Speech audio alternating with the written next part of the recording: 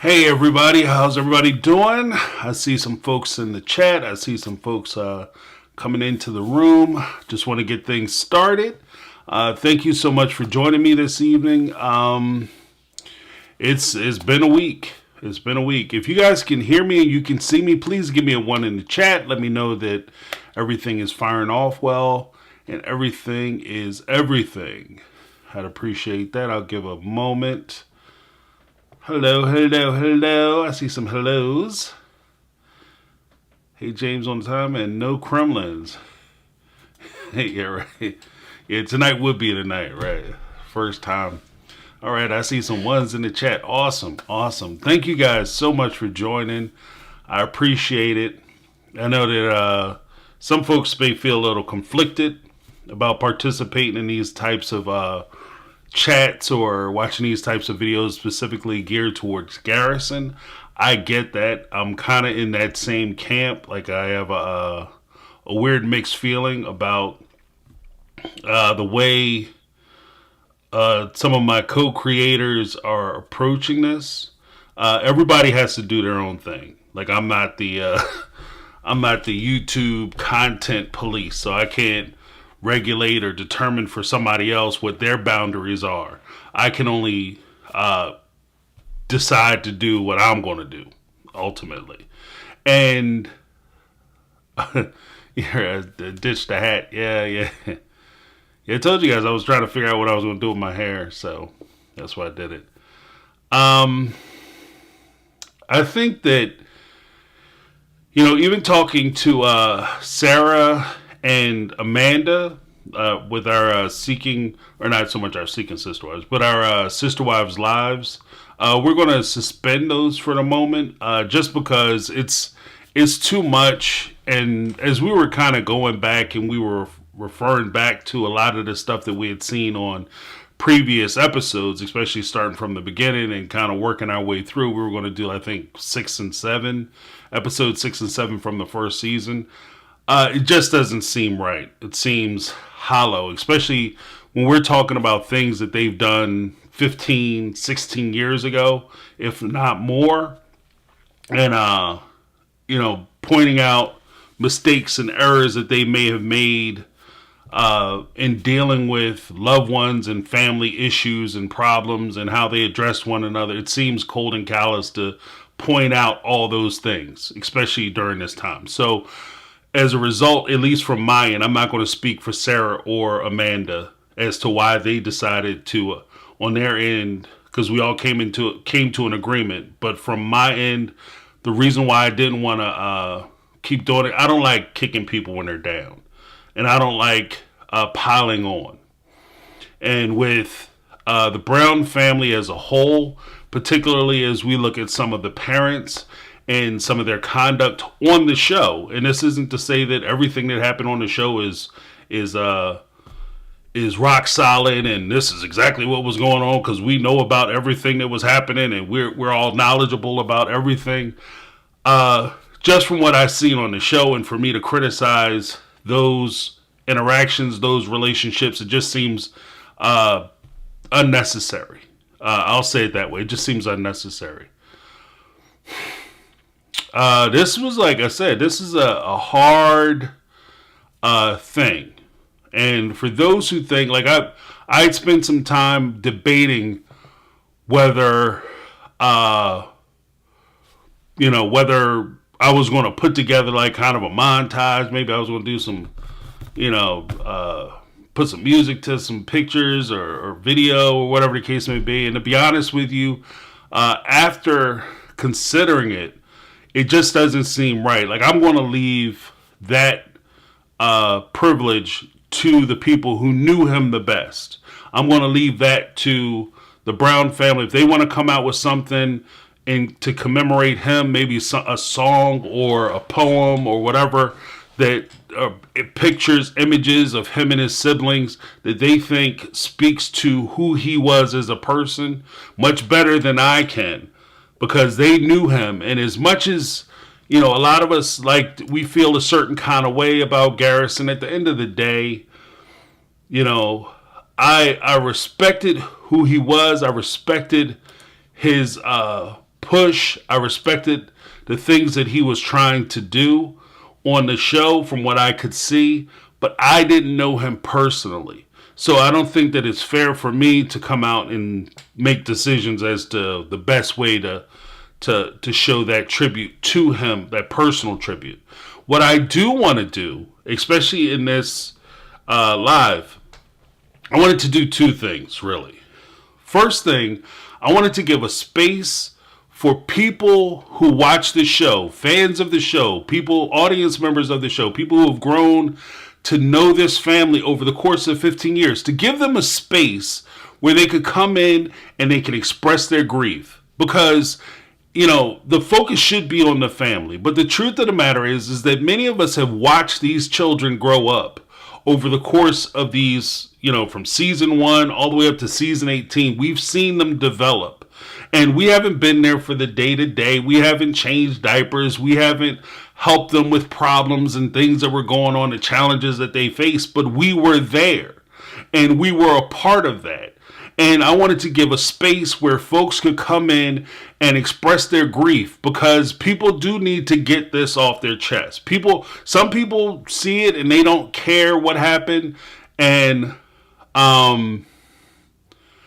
you know, it's just a TV show, so they just move on. It's just a storyline or whatever to them, and they move on. To other people, they felt this far more deeper.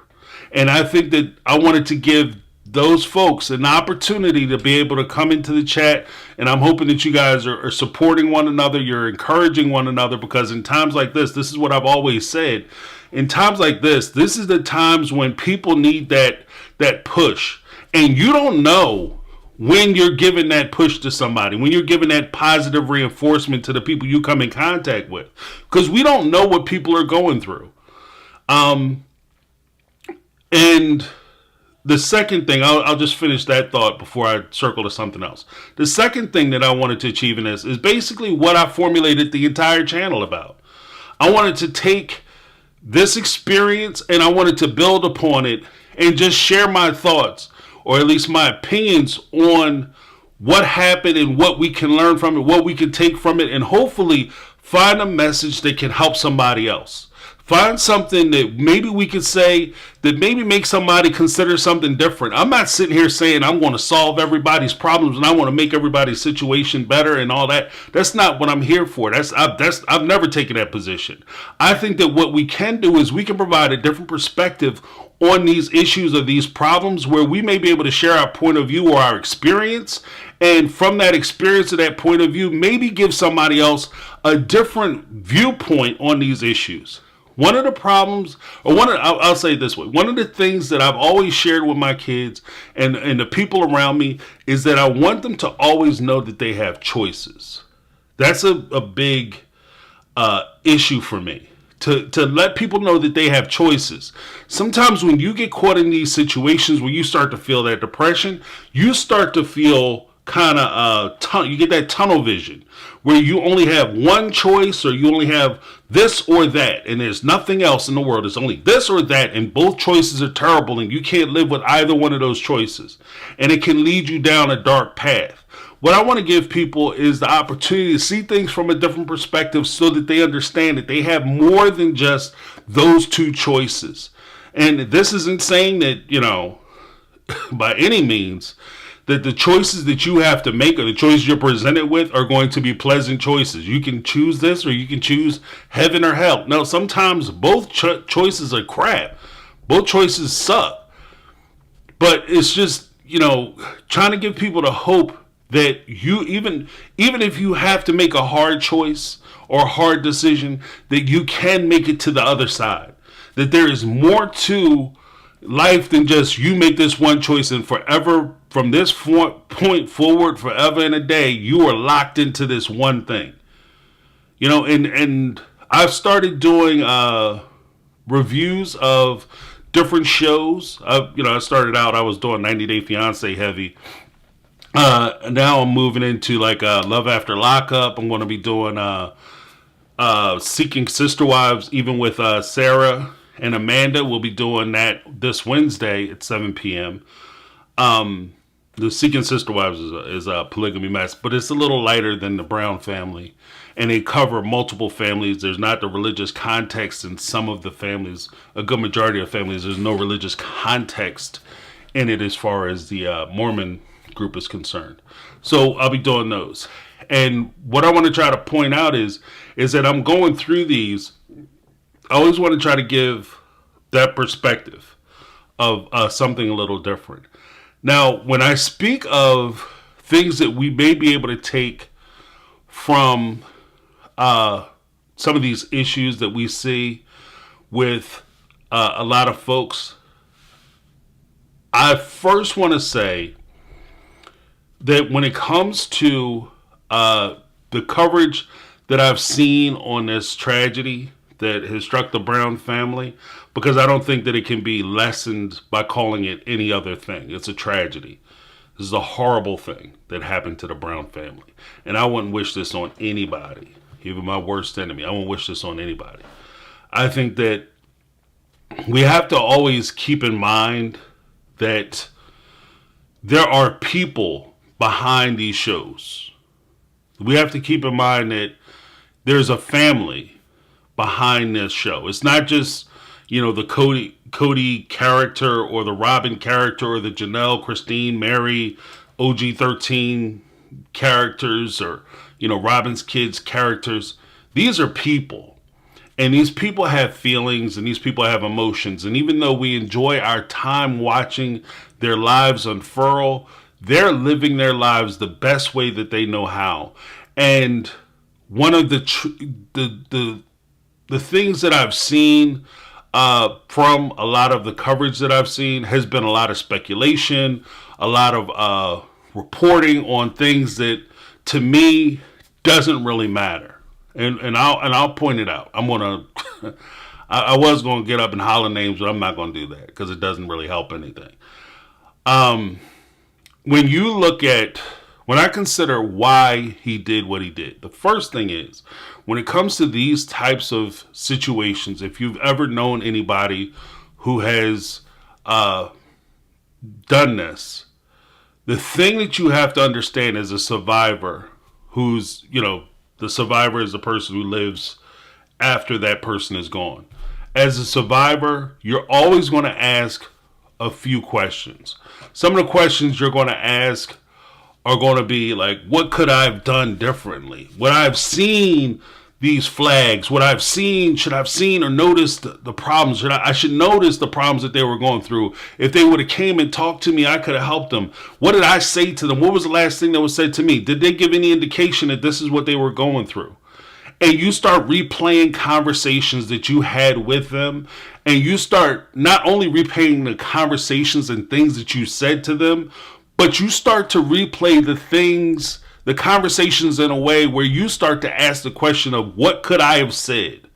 What could I have done differently? What could I have contributed to them to make them make a different decision?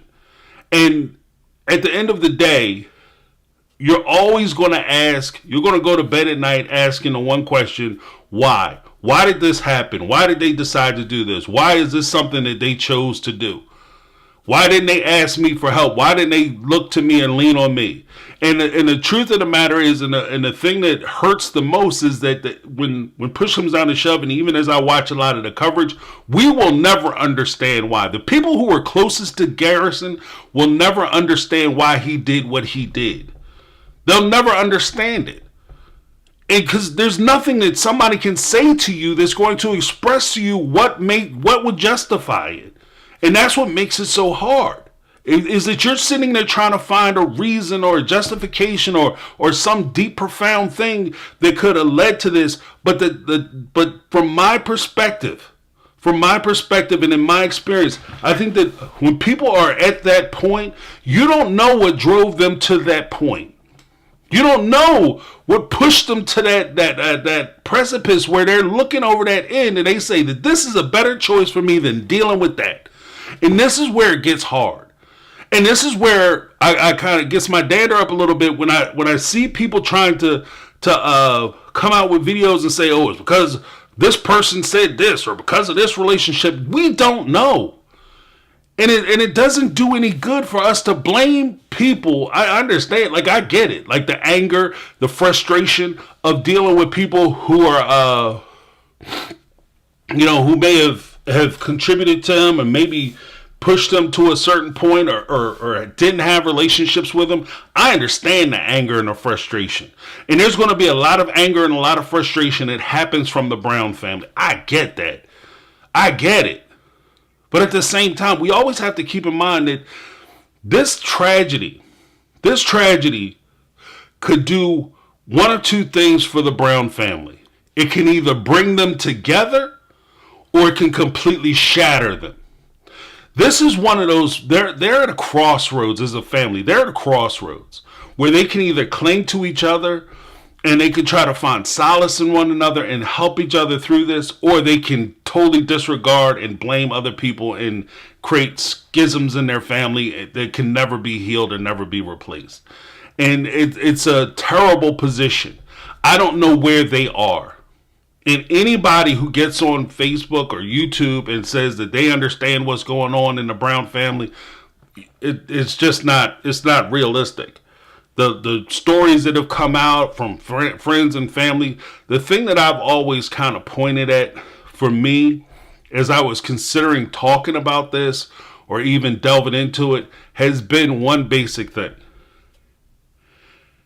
Even if I know what the truth is, I know there's a person that I could blame. I could blame you, and this is what I'm going to blame it on. Even if that's the case, does that help? And that's the question that even as I was considering doing this live, and I was thinking about putting this live out and talking about this, will this help? Will this be something that, if I sit here and I point fingers at somebody, does that help anybody? Because we always have to keep in mind, even though I liked Garrison, I appreciated the stuff that he was doing. I think that he was, in some regards, I think he was a strong role model because he achieved a lot in his young years. He achieved a lot in the service. He came out, got his own house. He did a lot of things, right? But as I sit here and I consider it, I also have to remember that Garrison has siblings. Even if I sit here and I blame parents and his upbringing and all, which I'm not doing. But even if I took that route and I said, well, it's this one and that one, at the end of the day, he has brothers and sisters. He has people in his life that didn't do anything.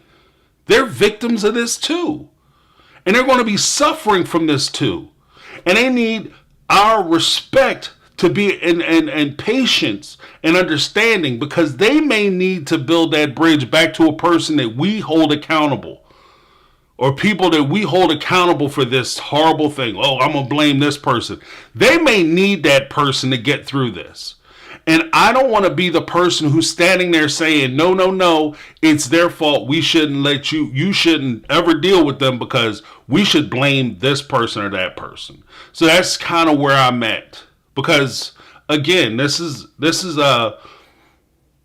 as we sit on the sidelines of a lot of the reality shows, it's easier for us to say that this person should leave that person or break up with this person or stop talking to this parent or that parent. But for the kids who are involved, that parent is their parent. And we have to be mindful of that also. Karen McKelty, Milk, I think that is. I apologize, $4.99 Super Chat. I bet considering rehab treatment would be complicated knowing it would hit the tabloids. And that's, to be honest with you, that's also one of the problems, because one of the things that I kind of struggled with, especially as I was considering doing this, thank you so much. One of the things that I kind of struggled with is I was considering doing this video, because I caught a little bit of heat because I said I would come out with this video. But one of the things that I struggled with was that as I sat here and I could easily point to this person or that person or this situation or that situation.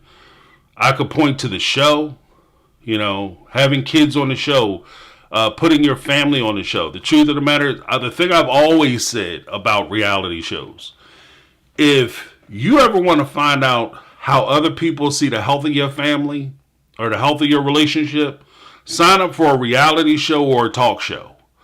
If a producer looks at your family situation and they say, this would make a great talk show, this would, a topic on the talk show, or even better yet, this would make a fantastic reality show. We could run seasons upon seasons based on your relationship. Then you have to ask questions about, the health and well-being of your relationship. Your relationship is a mess, in other words. So by me watching and supporting this, am I part of the problem? When I sit here and I consider some of the challenges that Garrison may have faced, it could very well be the complications that he had with a girlfriend or, his parents or, other relationships that he had, or maybe his job or economics, his finances, so on and so forth. It could be those things. But it could be those things all those things, any one of those things, none of those things, or those things in combination with the reality that if something were to happen negatively towards him, he gets arrested, he hits financial trouble, he's going to lose his house or some things like that. Those things could be feelings of embarrassment that some of these individuals go through. Those could be points where having a show and having your life broadcasted on TLC and on YouTube channels and other social media sites, highlighting everything that's happening to you, that could be a hard point for somebody to recover from, especially as a young person.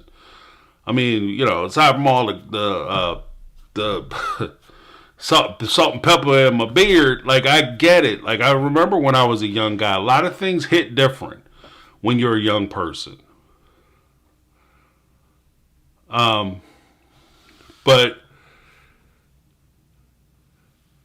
it kind of comes down to, I, as an older person, you look back, let's run it all the way down. As an older person, you look back and you say, wow, somebody losing their job, that's not a big deal, because as you get older, you realizing that, you're more than just your position. When you are an older person, losing a person you're with, or whatever the case may be, you love a boyfriend, girlfriend, husband, wife, whatever. You lose that person, as an older person, like, oh, relationship's over, see you later, bye. I'll move on. I'll, be by myself. I'm fine with that. Or I'll go find somebody else. I'm fine with that. But I'm okay. Some of these things that seem like little things or inconsequential things when you get older are life-changing when you're a younger person. Losing a house, a home, could be something that pushes you over. One of the things that I had just this week, I had always wanted to show my kids this documentary called Maxed Out. And it deals with credit and credit cards. And one of the things that touches me in this documentary is that you had some folks who fell on hard times and they got caught up with credit. Young people, too. It was like people who were in college, they got credit cards, and then all of a sudden they found themselves in tremendous amounts of debt where they couldn't get themselves out. And they felt so put upon because, they didn't see how they could get out of this financial trap that they found themselves in. They felt trapped. They felt alone. They felt defenseless. They felt vulnerable.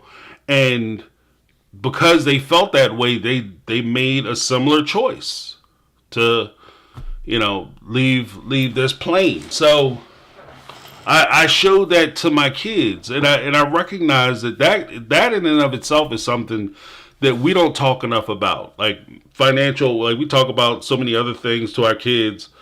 Don't get in this guy's car. Don't drink drinks that you didn't pour. Don't go to the club and, leave your drink and all that. We have those conversations. We have the conversations about the birds and the bees. We have the conversations about not talking to strangers and going all places with strangers. But we very rarely will sit and talk to our kids about financial issues. and how to make sure that they take care of themselves financially and make sure that they're secure financially, how to manage credit, how to deal with that, how to, recognizing that they're more than their situations. Part of the things, like I said, part of the things that I try to do on the channel is that, one of the things I've always tried to push out as a parent is that you're more than your situation. You're in life. Life is hard. Life is hard as shit. So you're going to be faced with things, challenges all the time. And you're better than those challenges. You're greater than those challenges. You're more than the sum of all those challenges and problems. So if you hit a tough spot, trying to give a safe position where people can come back, my kids can always come back and talk to me about those things, is important to me.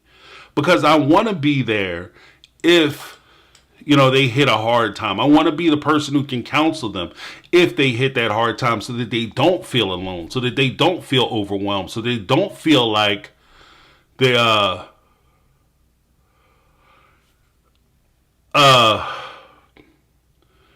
so they don't feel like this is something that's overwhelming and something that they can't deal with. And to me, that's important. And I'm not saying that the Browns didn't do that. That's not fair for me to say because I don't know. And this is where I am. Like, I'm in that weird spot, and I apologize. Like I said, I don't have a whole lot of things laid out, or I'm going to talk about this, and I'm going to hit point by point. Because the truth of the matter is, I'm talking my way through this as well. And again, I understand that we want to blame, folks. I get it. And I understand that there are going to be people, even in the chat, people going to, want to blame this person or that person. But, we have to be mindful that there are more things going on. And even just thinking about like the lead up or ramp up for this type of thing. When push comes down to shove, I say that a lot, push them down to shove, bottom line, truth of the matter. When it hits, and what leads up to this, it's never the one big decision, the never one big thing that breaks people. It's the little things. It's the little tears. It might start off with a big thing, or maybe the big thing is the thing that brings it to a crescendo. But it's the little things.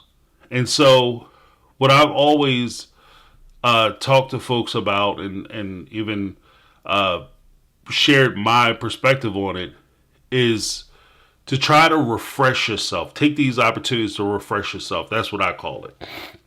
And what I mean by that is that if you find yourself sitting in a place where things are happening and you're sitting there and you stay in that place and you keep looking for, like, this went wrong, so I'm going to keep looking for other things that went wrong so that I can pile those things up, then you don't give yourself a chance to heal and be ready for that next challenge. And what happens is, because you're not ready for that next challenge, things start to feel like they're piling up and piling up and piling up. And before you recognize it, because you're in it, and this is where I say we as outsiders may never understand why he did what he did. We may have our suspicions, but we'll never understand why he did what he did, because to us, it may not seem like a good reason. But for somebody who is in it, the one thing that happens, the one thing on top of one thing on top of one thing on top of one thing, and that last damn thing, the coffee pot broke, or you were late to work, you're getting laid off, you're breaking up with your girlfriend, you had a late payment on your house or your mortgage or your credit card, or you're afraid you're going to lose your job, or whatever the case may be. That's the one thing that pushes you over. And so I just want to give folks that insight that a lot of times it's not what we think it is. And I received a lot of, and I appreciate people sharing from some of my other videos that I put out with regard to this. Some folks had reached out and shared that they themselves and their family have undergone this type of tragedy where they've lost people. And if you speak to them, what you understand is that when we're sitting there looking at our loved one, especially, I mean, I would say, especially when it's somebody so young. I mean, somebody who's 25 years old. He was a baby. He had the rest of his life. Like, this is, he had a lot of life ahead of him. And when you are sitting there thinking about it, especially when you're sitting there with somebody who has lost somebody this way, they see the loss of that very important person. And they see the person and the thing that they lost who was so special, so wonderful, so great, so grand. And they're trying to deal with that loss. But it's hard because they were so awesome for you to consider that you lost this very unique, awesome, and special thing for something who may be, less, who may be not really considering it. You know what I mean? Like, they're so focused on the smaller things or these smaller issues, the things that we consider to be smaller or non-consequential, but are extremely consequential to these people. So we don't understand. And this is part of what I was saying. Like I said, I'm trying to play a little both.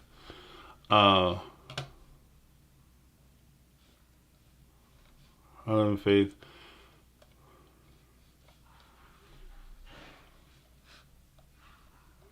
Huh. Flying chancla. That's a very interesting perspective.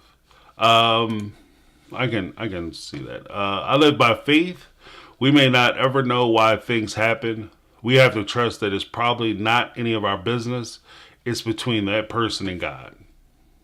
That's fair. I think that when we try to justify it or make sense of it, I agree with it. It's ultimately that decision is that person's decision, and it's for us to try to deal with the situation as it is. Why did I do this particular live? Or why was I so adamant about doing this live? Part of the reason why I'm adamant about doing this live is because I want to reach out to people and try to normalize conversations around getting help. I want to normalize the idea that if you hit hard times, you are not by yourself. You are not unique. You are not alone. We all struggle at some point. And anybody who sits here and thinks that, I never would ever. You've never been in that situation. You've never hit that hard spot. And thank God that you've never been in that situation. Be thankful that you've never been in a position where this was something that ran through your mind. But please understand, life is life. Life works in such a weird, crazy way. It's unfair at times. It doesn't make sense at times. It doesn't seem like it's right at times, that you can find yourself in a position or in a situation where you're looking at this as something that you may have to do. This is a decision that you may want to make because you can't face the embarrassment, the frustration, the humiliation, the failure of dealing with something that you put so much time, energy, and effort into. The loss of that thing, the loss of a person, the loss of a job, the loss of your livelihood, the facing of being put in a situation where you don't have any other options. When the crazy part is, especially as we look at people who have so much potential, they have so much potential, so much going for them. We don't understand how much pressure is put on those people. When you have a certain talent and you're one of those, regular folks, and you're looking at somebody and this person is spectacular. They're amazing. They have everything together. They're charming. They're handsome. They're good looking. They're successful. They have so much money. They have so much access to so many other things. They got the riz. This person has charisma. This person has it all. This person is somebody I admire. And then you look at that person and you're sitting from the outside looking in saying that they have everything, but what you don't see is the internal struggle that they're going through. Some of the people who need the most help are the people who we think are the strongest people we ever met. Some of the people who are going through facing the hardest times are people who we look at and we admire and wish we could be that person. But we don't look at the problems that they're facing. Because a lot of times these individuals don't share their problems because they look at the folks who are around them who are looking up to them and relying on them and saying that this person has it all together and I don't have to worry about them. I got to worry about my other kids. I got to worry about my other uncles or cousins or brothers or sisters or friends. I got to worry about them. But this person, I don't have to worry about them because they got everything going on. That is a pressure. That's a pressure. Because when you feel like you can't fail or you can't let other people down or if something happens to you, that's a pressure. That's something that somebody has to deal with. When you lose people like this, it's not just the folks who are downtrodden and, they was always sad and miserable. No, sometimes it's the people you had no idea that they were having problems. And this is why I wanted to do this live. This is why I want to normalize these kinds of conversations so that we can say that everybody goes through stuff. That when you don't do well, it's okay. If you fail, it's okay. If you have a hard time, it's okay. It's okay that these things happen to you because we're here for you. We're going to help you get through it. And that's what we have to do for one another. Instead of sitting here trying to tear this one down or that one down, we got to figure out how we can help people who need help, people who need assistance. The people you think have everything together and everything figured out. The smartest thing I ever heard, Socrates, one of the smartest things I ever heard, knowing that you don't know. Know that you don't know. That's the first step to you knowing something and gaining logic. And gaining insight, gaining intelligence, knowing that you don't know. And once you accept that position, then you get it. The first thing to surviving this thing called life is understanding that you don't have it figured out. No matter how good you're doing, please understand that that shit that you're doing and it's so great, so wonderful, it can be taken away in a heartbeat. You could lose it so fast, it'll make your head spin. Your life can be turned upside down in an instance. And it doesn't have to be your fault. It doesn't have to be because you made a bad decision, because you made a bad choice, because you decided to do this and do that. It could just be because you got up and decided to leave the house 5 minutes later than you normally do. It could be because you got to the corner, instead of making that left, you hung the right. And now your life is different and changed forever. But it's understanding that. And it's just like, it's crazy because I don't want folks to think that it's a small thing. This is not a small thing. It's not a small choice. It's not something that, he was just having a bad day and sometimes you get blue and you make a choice. No. Please understand that this is something that people struggle with all the time. Some people are closer to it. Some people are closer to that point where they make that choice, they make that decision, or enough things have happened that they say, you know what, I'm done. I'm tapping out. And for me, it's not a sign of weakness necessarily. It's not a thing where you can look at that person and say, that person can't handle it. They weak. No, because the truth of the matter is this shit is not for the weak. Life is not for the weak. This is hard. Life is hard. This is difficult. If you scrolling through, if life was a video game, this shit is on hard all the time. Hard all the time. There's certain things you can do to up the ante and make it way more difficult than it needs to be. But please understand that even on the most easiest setting, this bitch is hard. Now, Emma said, no one ever has their shit together. I 100% agree with that. Nobody ever has this thing figured out. Some people are better situated than other people. Clearly. Thank you so much, Emma. I appreciate that. I might do something with the super chat. I think I might figure out if he has like I don't know. I gotta maybe make a donation. because I don't feel right taking money on this. But guys, I'm just saying, like, I don't want it to just be like, I don't. When I say Garrison's legacy, I guess maybe that's a little bit of a clickbait thing too. Oh, that's interesting. Melly FZ, Melly Fez. Let's spread kindness instead of speculation and blame. Thank you, James. Thank you so much, Melly. That's all I'm saying. Like, let's, there'll be time for, more information come out and people want to share and they want to talk about it. Let them have their anger. But I just feel for people, and I don't want folks to get trapped into this cycle, where we are just, like, even as a content creator, I get it. Like, this, like, trust me when I say this. Like, a big mainstay of my channel was in fact the sister wife situation. No bullshit. Little inside baseball. But I frankly don't feel comfortable talking about it. Like, I don't even know, like, where I am right now and what I'm going through as far as my feelings on the show and the people involved. I don't even know if I'm really going to be watching season 19. If I keep it all the way at stack, or season 19. Because I can't ever look at this situation or this family the same again. Because it is. Like, it's one thing, like, I was hard. I'm not even going to bullshit. Like, I was hard on Cody, hard on Robin, hard on the folks. I was hard on them. But in lieu of everything that happened and the situation that they were in, I don't know.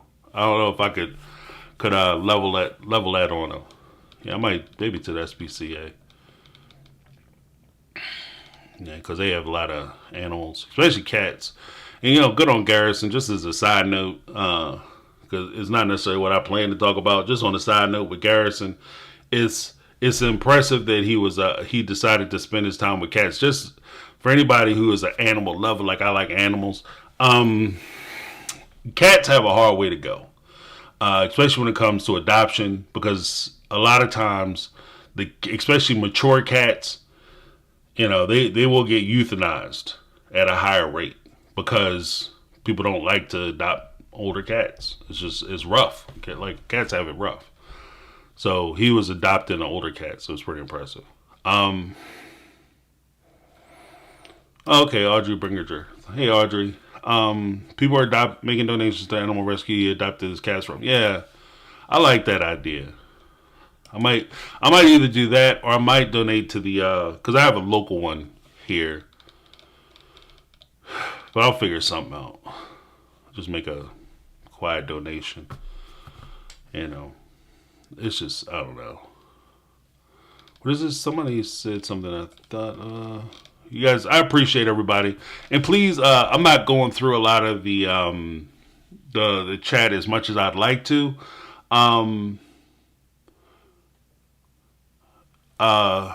Please be mindful of other folks in the chat. I mean this on, the things you say to people, you don't know where people are. And that's one of the things that we learned with this particular tragedy. You never know where people are.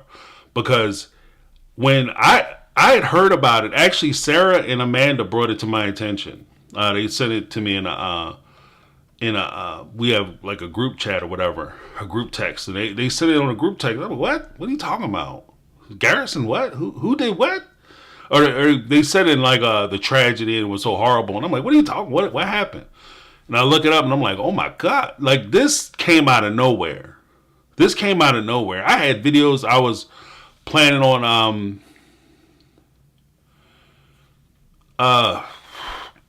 like I had videos I was working on, and I was gonna put them out, and I couldn't release those videos. I was like, this is too much, because like I said, I'm not a big fan of, like, just out of the kindness to others. Like I could never kick somebody when they down like this.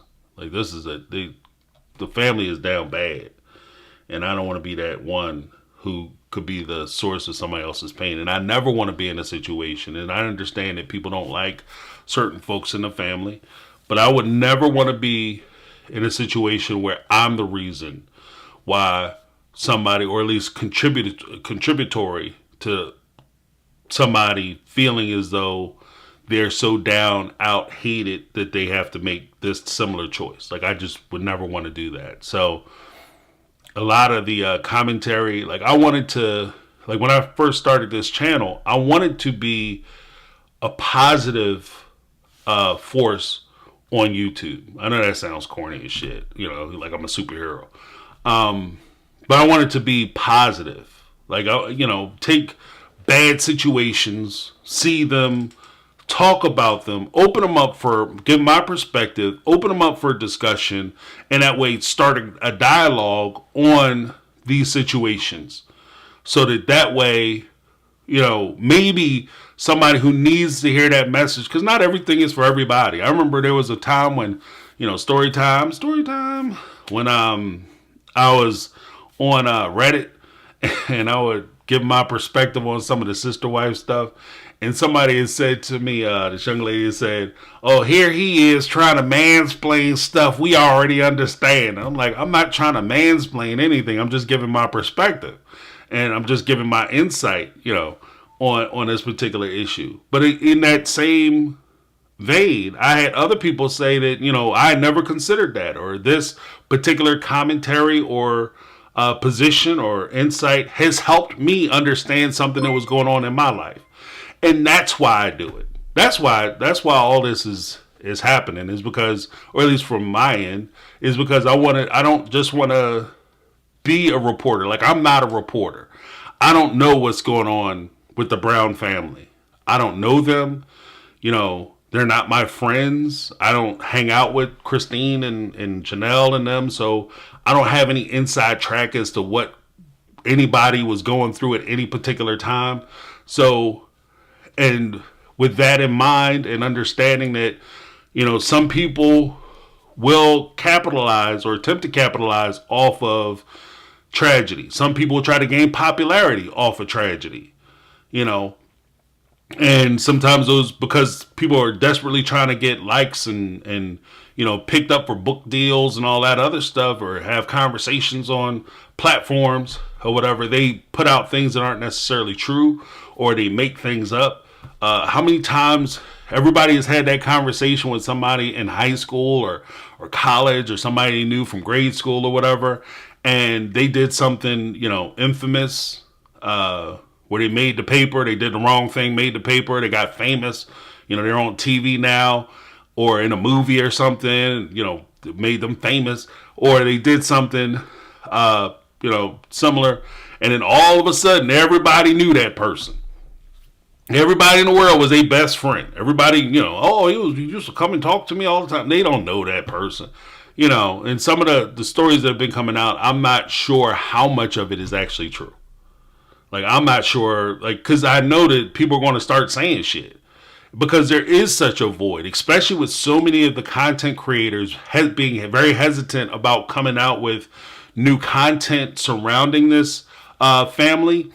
It's a void. There's a void left because so many people want to find out this information. I understand that too. People are curious because people have been tied to this family for 15, 16 years. People have been involved with this family. So people want to know what's happening. I'm not faulting people for wanting to know. But there are people who are going to try to take advantage of that interest by putting out, oh, this is what Garrison was saying, or this person breaks their silence. This person said this, and this is what's going on at this person's house. Like, they live there or some shit.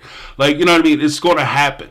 So, at least on this channel, like, I try to take a different perspective or a different position where I'm not going to report things that I don't know about and I can't confirm. Like, for a long time, even for the most part on here, I wouldn't comment on anything that I couldn't back up with receipts. Like, I had that whole thing where I bring the register, because I like to bring the receipts. Because I like to be able to point to something and say, this is why I believe what I believe. And it's established because it's coming out of somebody's mouth, or something that we all have seen, or whatever the case may be. I don't necessarily want to take the word of, certain publications. Starred, In Touch sometimes is a little janky. Sun, janky as hell. Like they'll come out with reports on anything and say anything because they're down for the clickbait too. So there's that. What's this? Jamie Gallant, 49 Super Chat, thank you. Garrison was a cat dad and adopted lots of sheltered cats. Yeah, he did. He adopted. He had a lot of cats. That brother had a lot of cats. I would love to donate to a similar cause, and I agree. I do not know how much more I can watch. Yeah, it's just it's going to be a hard, like, TLC is in trouble. Like, and I also feel for, because this is a complicated situation. Sarah from Reality Squad, she had a really good video where she had asked the question, like, where do they go from here? You know, which is a really good question because as a family, undergoing any type of tragedy is hard enough. Dealing with that tragedy is hard enough, trying to figure it out, make sense of it for yourself. But having to do it publicly is crazy.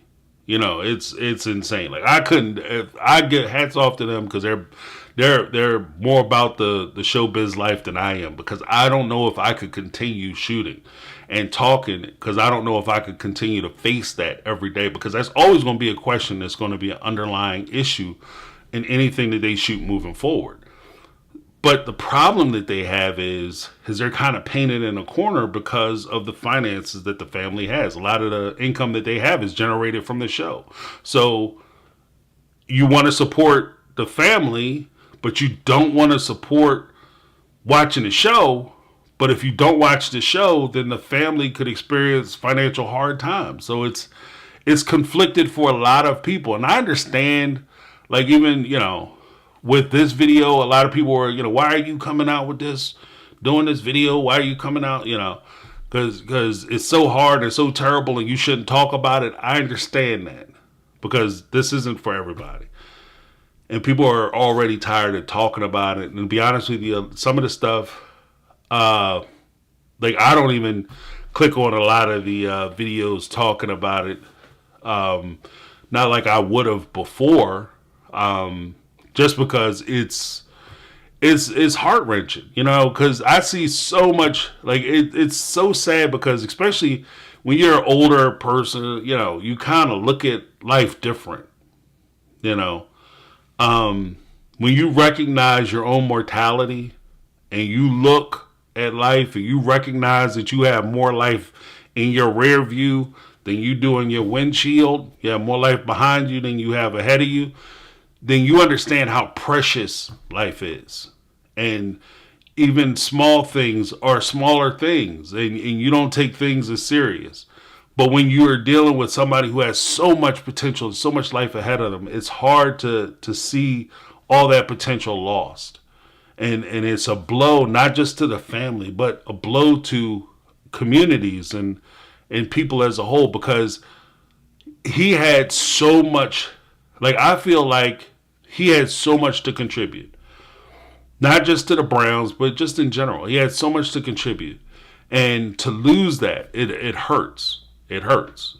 And so when you're faced with that, and then having to deal with the prospect that we're going to have to watch a season of them dealing with this situation, or even if, you know, I'm going to be all the way 100, watching them trying to deal with this and then turn around and have, like, the cutesy scenes, when this is always going to be in the forefront of my mind. It's going to be hard to watch them deal with, like, you know, going to get somebody's ears pierced, for instance.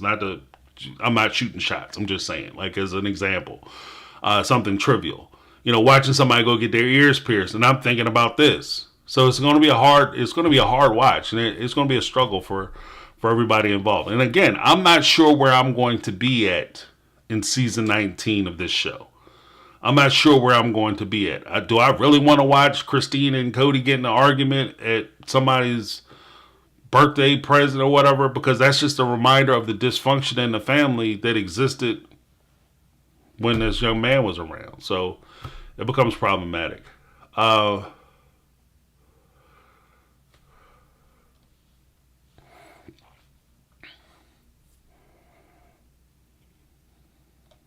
what's this? Sorry guys, I'm just, like I said, I'm trying to bounce. But yeah.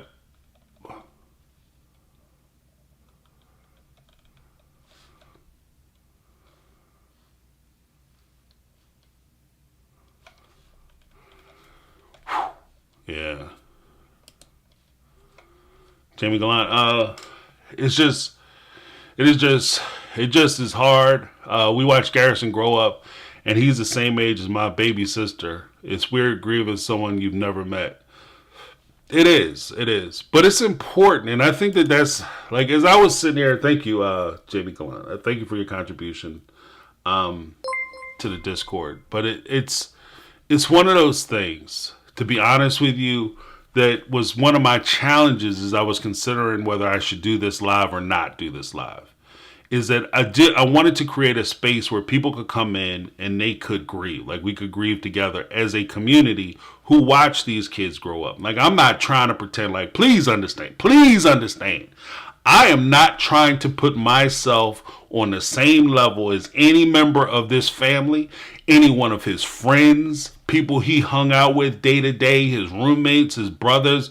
None of them. I'm not trying to say that my grief and my loss is anywhere close to them. Is in the same freaking universe as their loss. I'm not that one. Okay. I fully understand my position, and I'm playing my position. Okay. I'm not saying that, but I do think that we can't ignore the loss that many of us feel watching this.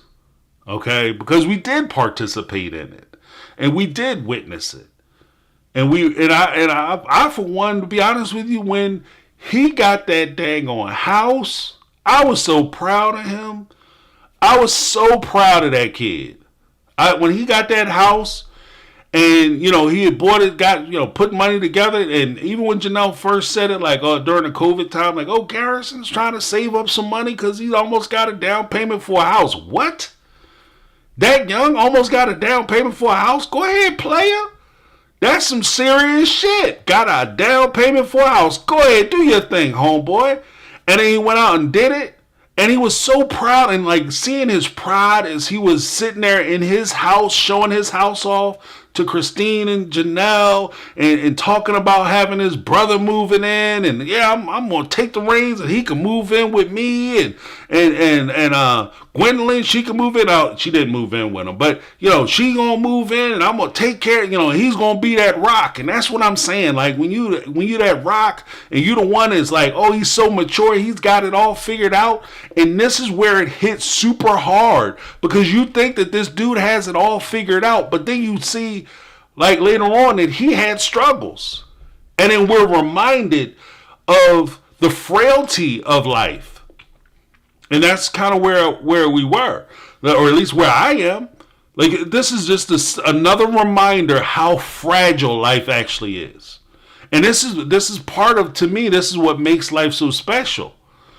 Is that it is so easy, it is so fragile and so delicate. That is special, and for him to lose it the way he lost it, it breaks your heart. And it breaks your heart for not only for him, but for Gabe and the family. And like I said, like a lot of speculation has been put out as far as like who called who and who sent over, and they must have known something, and who knew what and all that. It doesn't matter, folks, because no matter what we say, that's something that the family members, especially the parents, are going to be living with. Gabe and the brothers and sisters, my goodness, they're going to be living with that for the rest of their lives. It's something that you just can't, you can't even fathom it. If you've never been through something like that, you can't fathom how hurtful this is. Because you will always ask those questions, and no matter what, I'll come in and say, look, you could never have saw this coming. There's nothing you could have decided to do. The problem with this is that, we could sit there, oh, it's a crime against nature, but this is a crime where the victim is a full participant. This is something where, there's not struggle. So, as somebody once said to me, you can't save me from myself. No matter how much you try to fight and struggle and hope and pray and cry and kick and moan and whatever conversations you have, you can't save people from themselves. And this is where, it's hard for anybody who cared about this person or anybody in a like situation. It's so hard because you try to explain to them it's not your fault. There's nothing you could have done. There's nothing you could have said. This is the decision they made. And there will always be a part of them that blames themselves. Because I could have said something different. Maybe if I would have, I thought this thing that I was doing was so important, but maybe if I'd have, ditched that and went over there and checked on him, maybe if I'd have went over and saw him, maybe if I'd have took the time to go spend 10 minutes to go, because this other stuff wasn't important, but I didn't know that he was, and that kind of shit. Like, there's things that's going to happen and things that this family is going to be going through that's going to be so hard on them that it's just, I feel for them because they're not even close to being through this. And this is where a lot of my feeling as far as me putting out sister wife content kind of hits the head. Like, I got some criticism for some folks. Oh, you shouldn't talk about it. But this is where I understand where you're coming from. Because you think I didn't feel this? You think I didn't understand it? That the problems that they're going to have and the difficulty and the grieving that they're going to go through has just begun. And this is like when you have a regular loss from a health issue, somebody passes, from natural causes, you will always ask the question, is it fair? You'll go through the stages of grief and all that under normal circumstances. With this, way worse. Way worse. And you'll always ask, could I have done something different? In the situations, what could I have done? They died alone. But it's just a bad situation all the way around. Tiffany H., from a mom's perspective, who lost her son thank you very much, lost her son when he was 16. Oh my goodness. I believe bringing awareness and helping others is never a bad thing. Thank you, Tiffany H. And I agree with that perspective. And I 100% buy into that. Because it's a hard conversation to have. It's a hard conversation to have. I don't want to have this conversation. It's painful. Nobody likes to have this conversation because it is so painful. This is a painful conversation. Especially when you're looking at somebody 16 years old, 25 years old. These are babies. These are babies.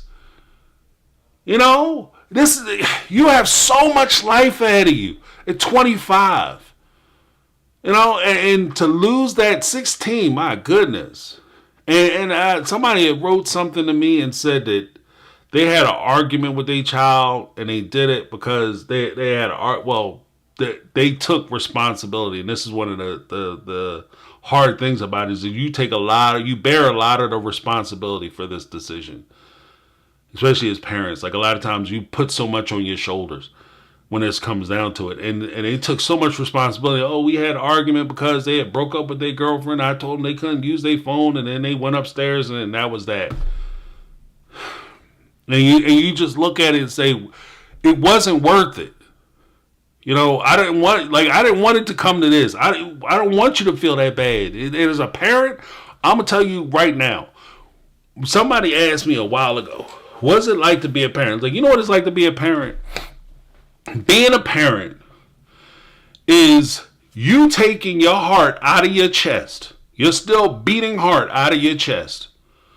Giving it its own mind, its own will, its own desire, and put a touch of reckless in it. And then letting it go out into the world and do whatever it wants. And you don't have any control over it. And when something happens to your heart, it's going to break you. It can destroy you when something happens. And it's a hard thing, man, being a parent. But then when this is so reminiscent of so many conversations and so many points that we had before, and things we had talked about before. The conversations about like, oh, you don't need your parents. You always need your parents. You always need that loved one. You need that support system. Whether it's your natural parents, whether it's a friend, family member, whoever, you need that support. Because like I say, you're not going to get through this thing alone. You know, the terrible thing with life is nobody's getting out of this mother alive. But you definitely will not make it, because no matter how independent you think you are, this shit is a team sport. It's a team effort. You need support, you know. Tiffany H, thank you. It's been just over 2 years now. I love hearing about him through others. Hopefully, all the respect and compassion we show the Browns will give them comfort. And I hope that too. Like I just know that it's gonna be hard. It's gonna be hard. This is not the beginning. It's just started. And when you have any type of loss, there's going to be times when you just up and you find you remember, and it's the good thoughts, and you laugh uncontrollably, you know. And then there's going to be times when you just sitting down thinking, and all of a sudden a song will hit the radio, or you see something on TV, or you know, or whatever, and you just it destroys you, you know. And like, cause I have I'll share this.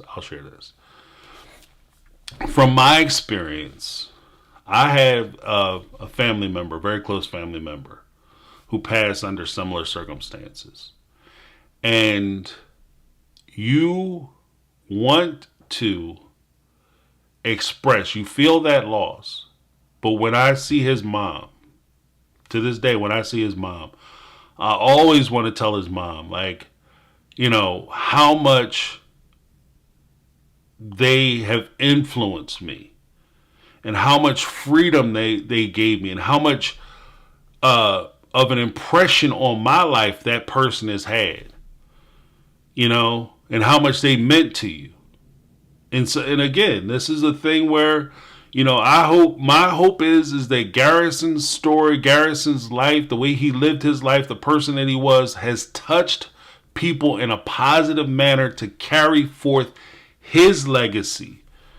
Because that's how I see it. I actually started doing, my family member was, he was very, very smart person. Very smart person. He went to college, he went to school.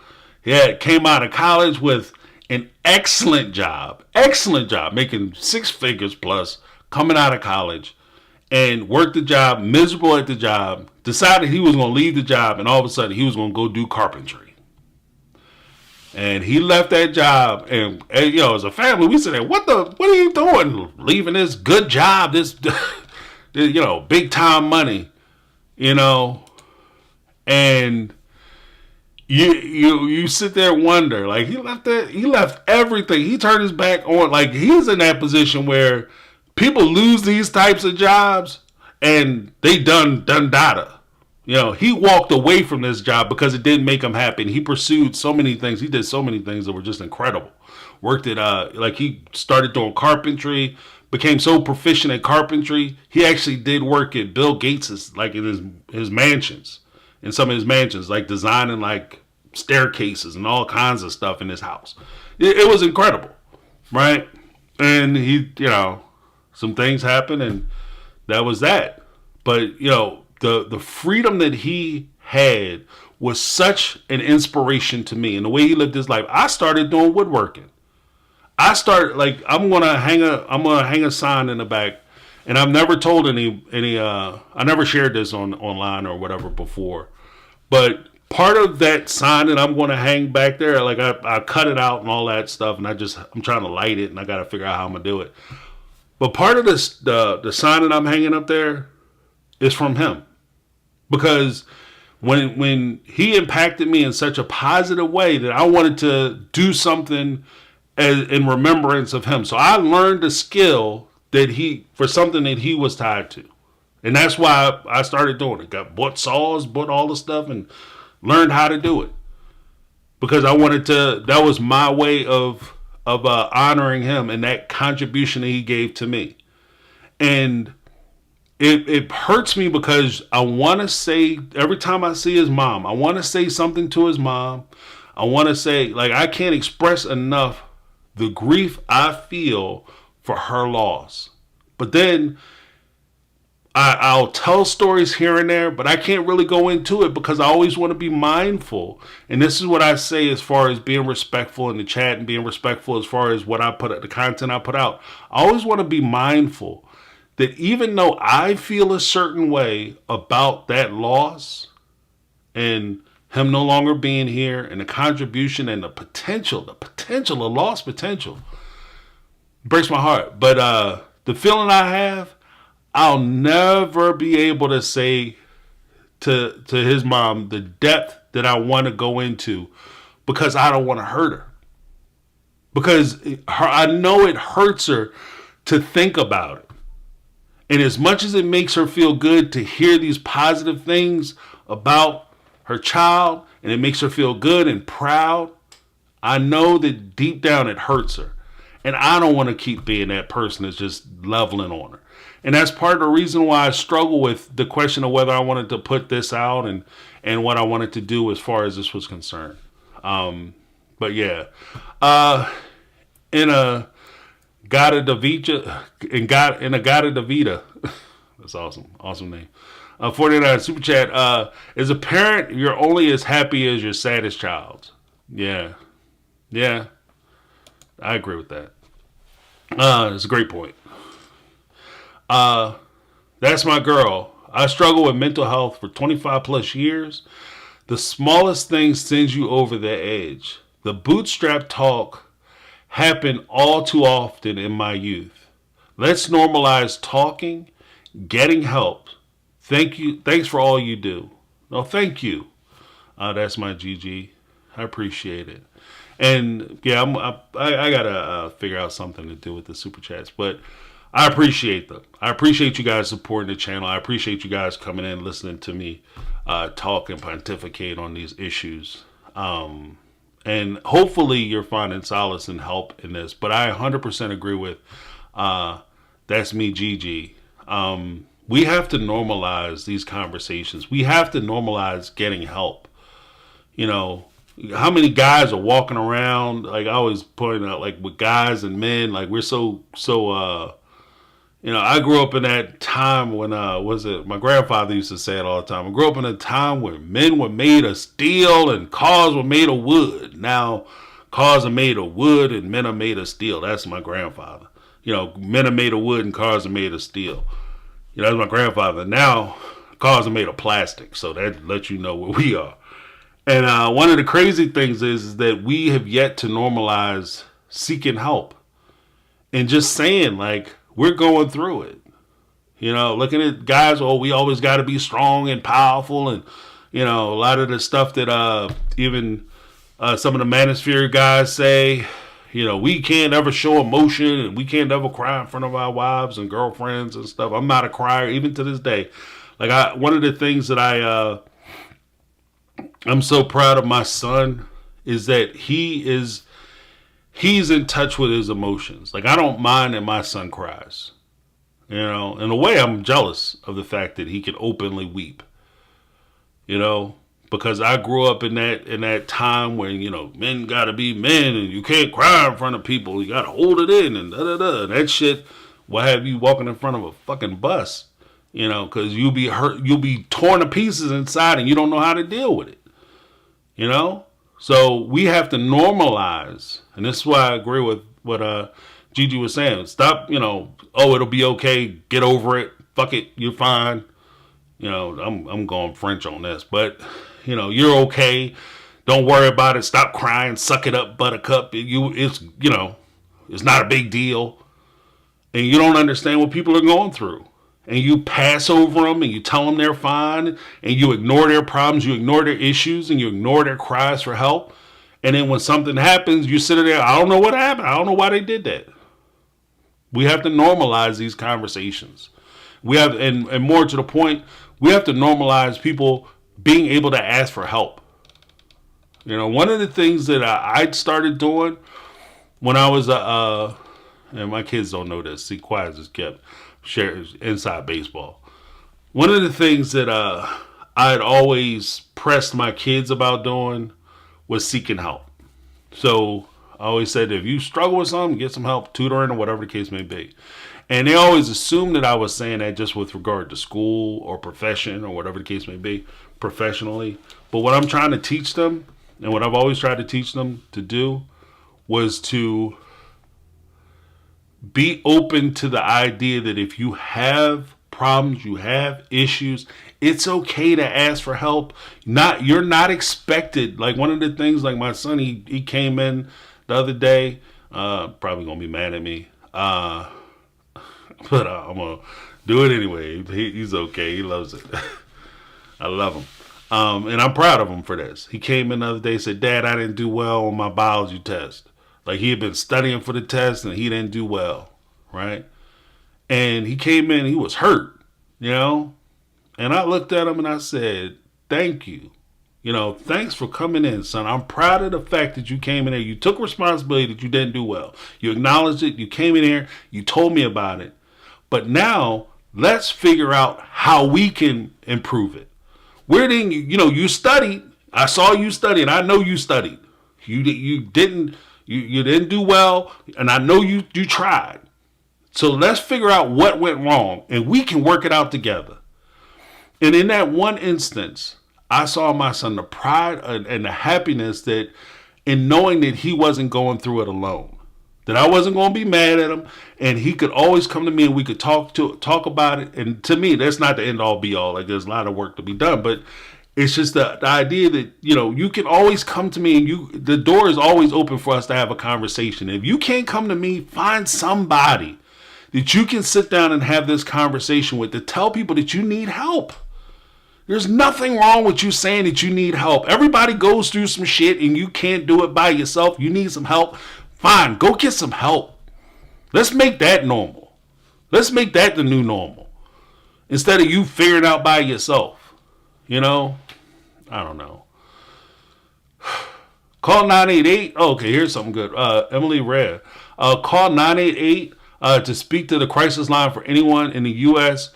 You're all loved and important. Yeah, and we need you here. And that's the whole thing. That's one of the heartbreaking things with these types of losses. We need you here. You don't understand like how much so many people are lost and they don't understand. They leave never fully understanding how much other folks are looking to them and relying on them. It's not just you doing good. It's just you being around. It's so important. You're contributing to other people. You're helping other people. And we just want to be in a position where we can help you.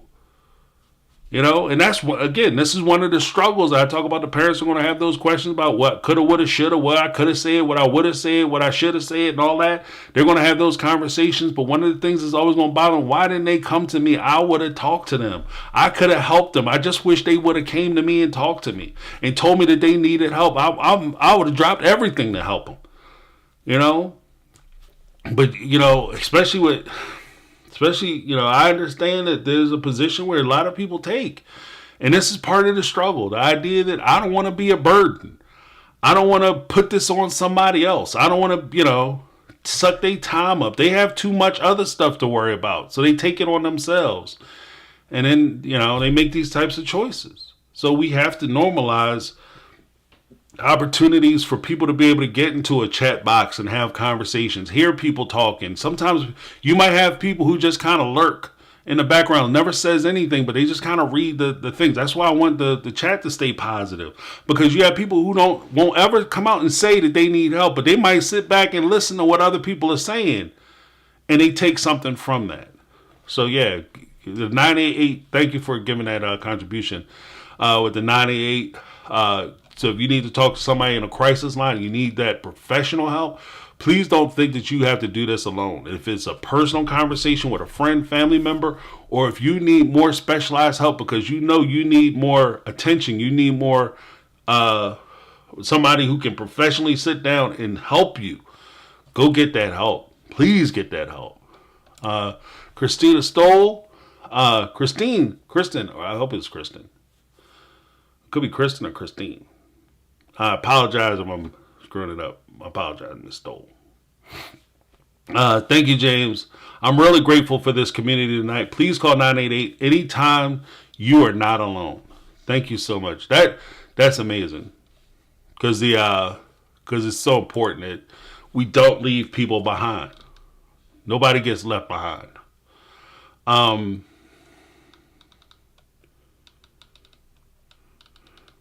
yeah. I do.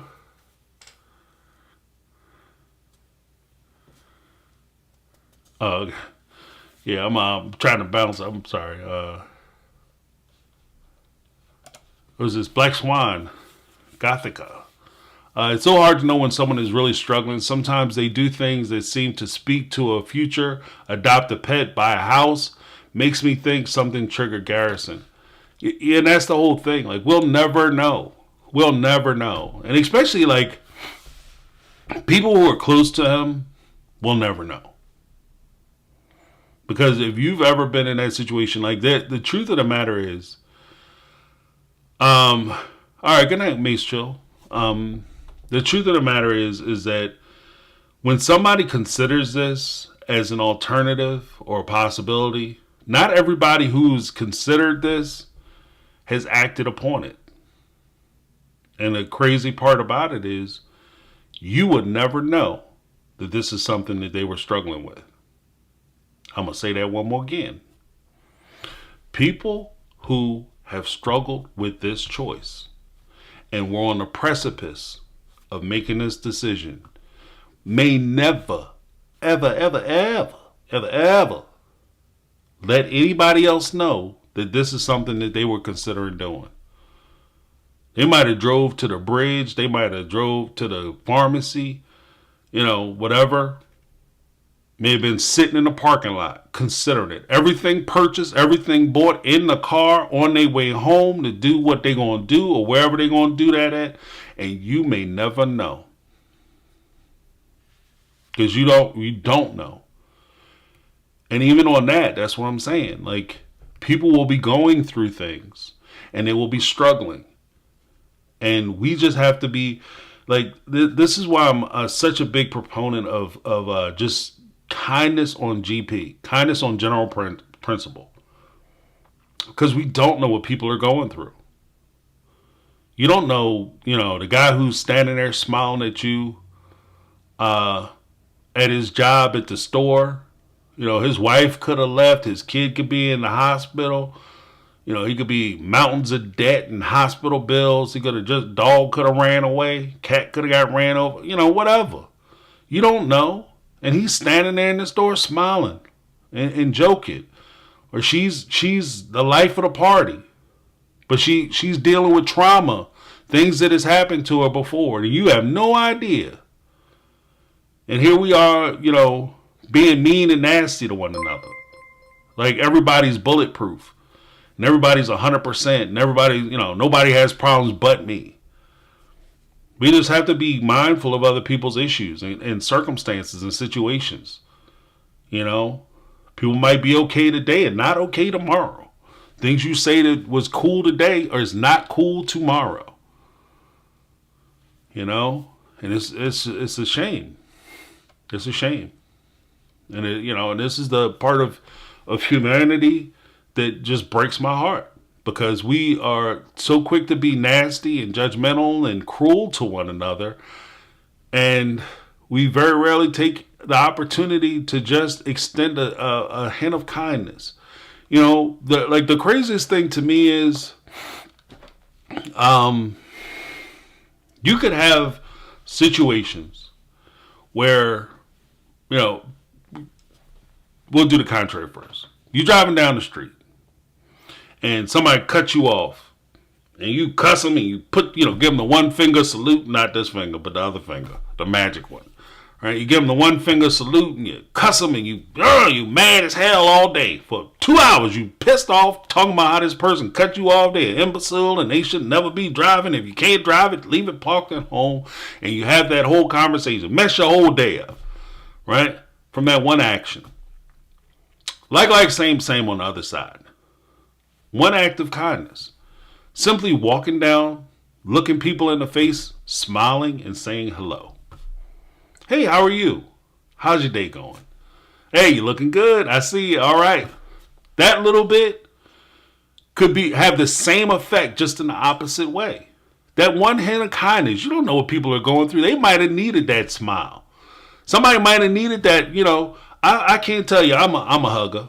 I'm a hugger, big hugger, big teddy bear, as they call it. But you know, I've had it more than a few occasions where, like, I'll see a friend or somebody, and I'll say, "Hey, how you doing?" I give them a hug, and they share with me either at that time or later on that they needed that. That was they were just going through some things, and they don't necessarily have to share with me what they were going through, or tell a story. They don't have to tell a tale, but they say they were going through some things and they needed that one moment. That one moment changed them or helped them, and that's what it's about for me. It's that giving that one moment. If I can give you that one moment, then maybe that one moment will open up for other moments. And so I just want to give that. But that's me, GG. Survivor guilt is real. Being afraid to bother people is real. This is so true. This is so true. Always reach out for help. People love and care about you. You matter. Sending love to all. And that is a big thing. Because the family is going to, all of them, brothers, sisters, people who are estranged, parents and adults who are estranged from him, people are going to feel a certain kind of way because they feel like they could have reached out, or maybe if they would have took more time, or like I said, the coulda, woulda, shoulda. This curse of coulda, woulda, shoulda. I could have called. I could have took the day off. I could have went down there. I could have called them more. I could have taken a vacation day to check on them. I should have taken a vacation day. I should have called him more. I should have went down there. I should have checked on him. I knew he was going through this stuff. I should have did this. I should have did that. And it's gonna break. It's gonna break them. This is one of those things where, and this is why I don't want to pile on any of the family members, because this is one of those things that could break people. And like that's my Gigi said, like, being afraid to bother people. Like, when you're going through things, imagine a time where you feel like the thing that you're going through is so much that you're going to self-harm. This is so much, it's so big, it's so out of control that I'm going to do this thing to myself.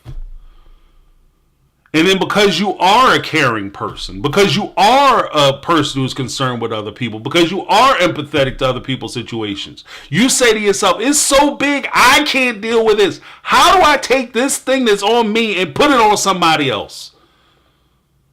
How do I do this to somebody else? And that's part of the struggle. That's part of the struggle that a lot of people are challenged with. And you say, why didn't they call? Why didn't he call? Why didn't he reach out to somebody? Because he may have felt like he didn't want to put his problems on anybody else. This is my burden to bear alone, and I don't want to put this on somebody else because my family is going through enough stuff. My family have enough on their plate. They don't need to deal with my problems too. So I'm going to try to figure it out by myself. And then after a while, the problems become so much that you can't deal with it, that you can't do it. And you make these types of choices. I'm not trying to justify anything. I'm merely trying to get to a point where we can recognize that this is what happens. And this is the thing. These are some of the steps that we can take to try to help other people. That's it. I'm not saying that. Like, I'm not even in a position where I'm 100% ready to say we can stop it. We can't stop it, but we can at least try our best, our level best, to create an atmosphere and an environment where people feel comfortable, where they can get the type of help that they need if they're looking for it. And if they feel like they can reach out, they feel that safety and that security and that confidence where they can reach out for help. I want to be the person who says that you can reach out. That if I can help, I want to help you. And there's not, I don't know.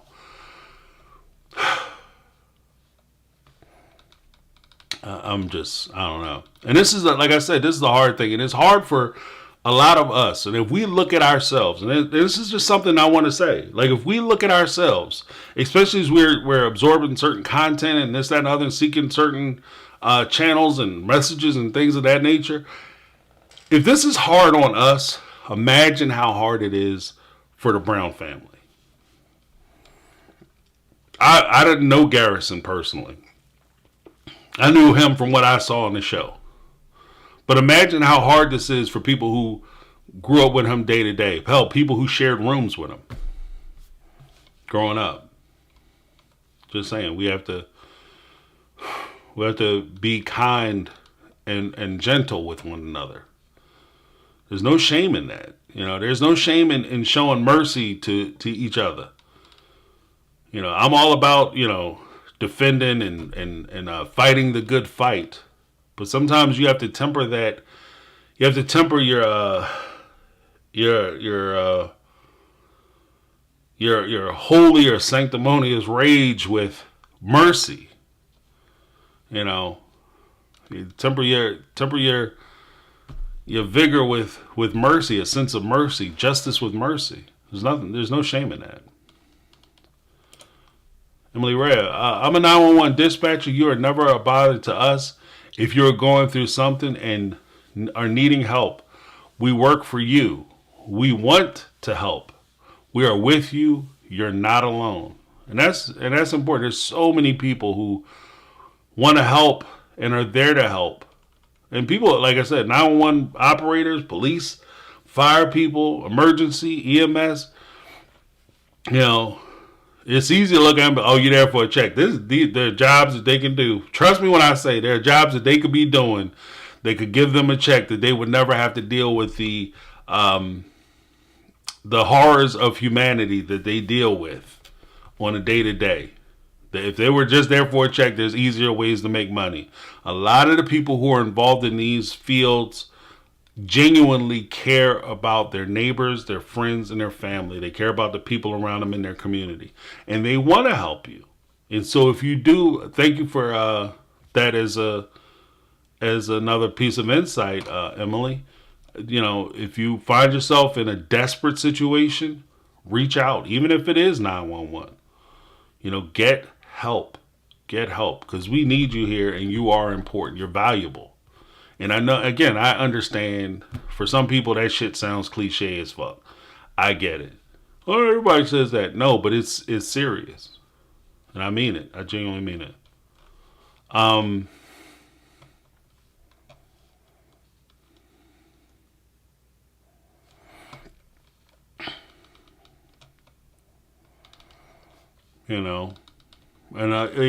I get the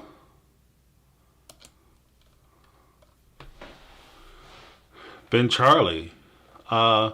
Maybe part of the problem is we often put too much stock into what others think about us instead of remembering it all begins and ends with how you feel about yourself. Yes, and I think that there's something to be said about being a little more self-reliant in how we find our own happiness and de-emphasizing how other people see us. I think that there is something to that. But at the same time, we owe it to ourselves and we owe it to the people around us to be there if we can.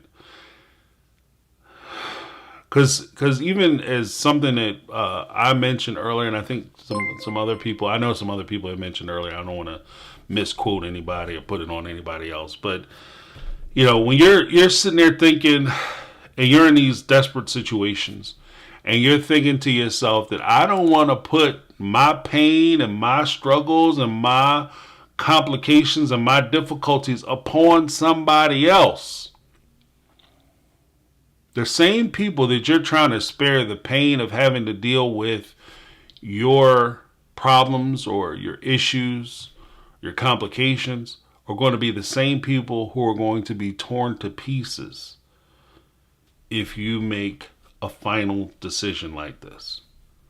Those same people that you don't want to burden with your problems and your issues will be destroyed if you decide to leave here early. So you're not saving us. You're not saving us by not including us in things that you have going on. So I just want to give that insight. Like, you're not alone. You're needed here. And the people who, even if You feel like, and it's easy. Oh, you have people around you. Some people feel like they don't have anybody around them. Maybe you don't have anybody around you today. But I guarantee you, there are people out there who care about you. And sometimes it's people that you may not know, personally, like your friend or whatever. But your situation today doesn't dictate your situation tomorrow. And just because you may struggle with your friendships or your relationships, familial relationships today, doesn't mean that in 5, 10, 15 years, you won't have a family or people who genuinely care about you. You may struggle today with your situation, but your today doesn't dictate your tomorrow. It's not predetermined. Nothing is guaranteed. Give yourself that chance, because once you make this decision, that's it. You cashed all the way out. So give yourself a chance. Give yourself that opportunity, to see what happens. It's just rough. It's a rough thing. Glittery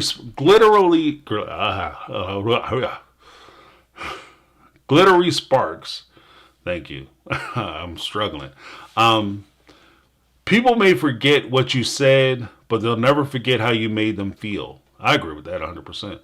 Always be the light in darkness. Kindness is free. I 100% agree with that. And I've often said that.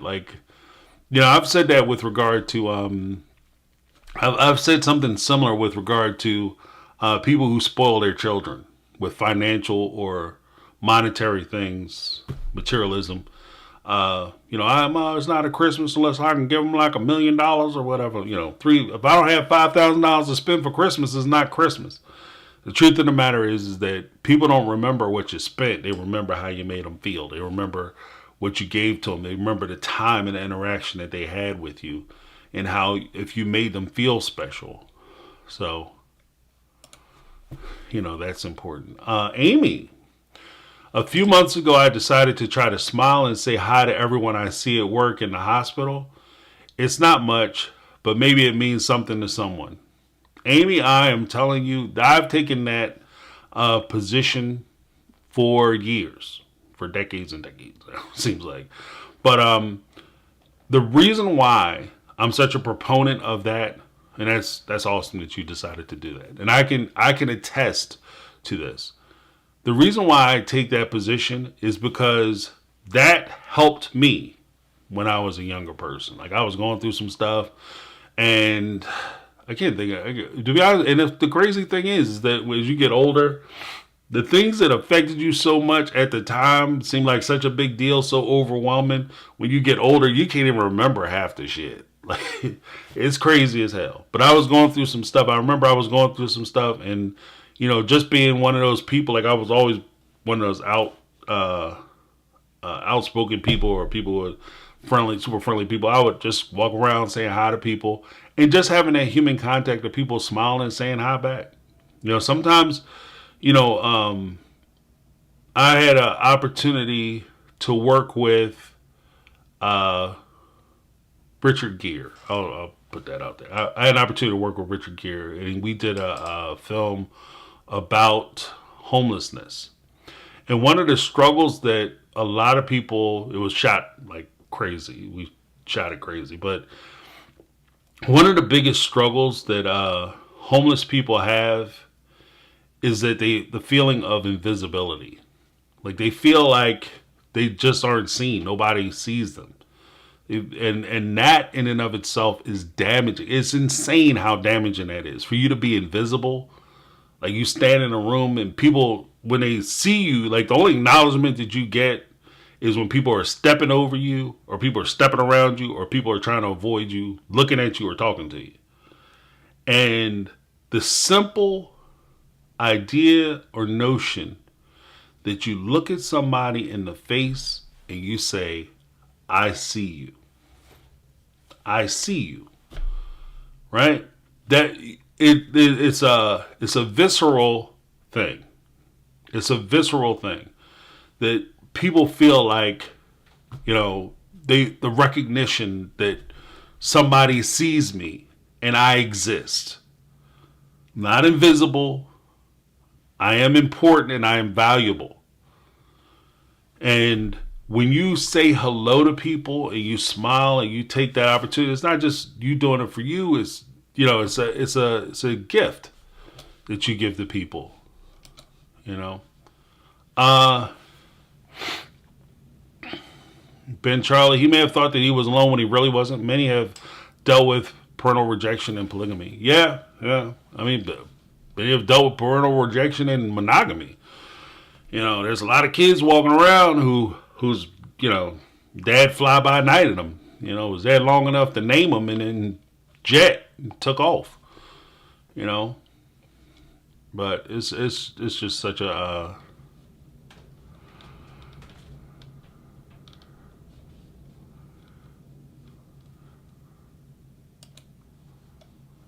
flying chancla. If you make your kids feel like they bother you when they're small, they're less likely to ask you for help when they get older. This is true. This is true.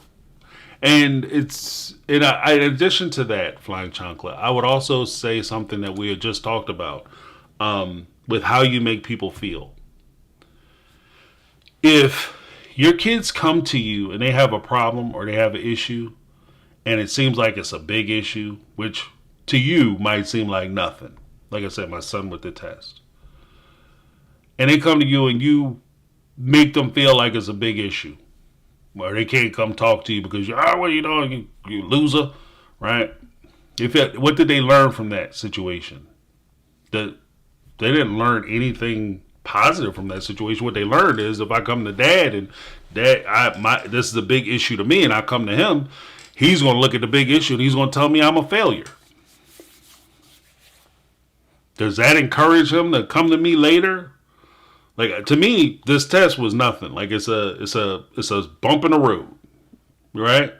It's a nothing burger. Like, it's a big deal to him, but to me, in a bigger scheme of things, I'm more impressed and I'm happier at the fact that he came and asked for help than any sadness or whatever disappointment I would feel about a damn test. I can handle you not doing well on the test. Fuck a test.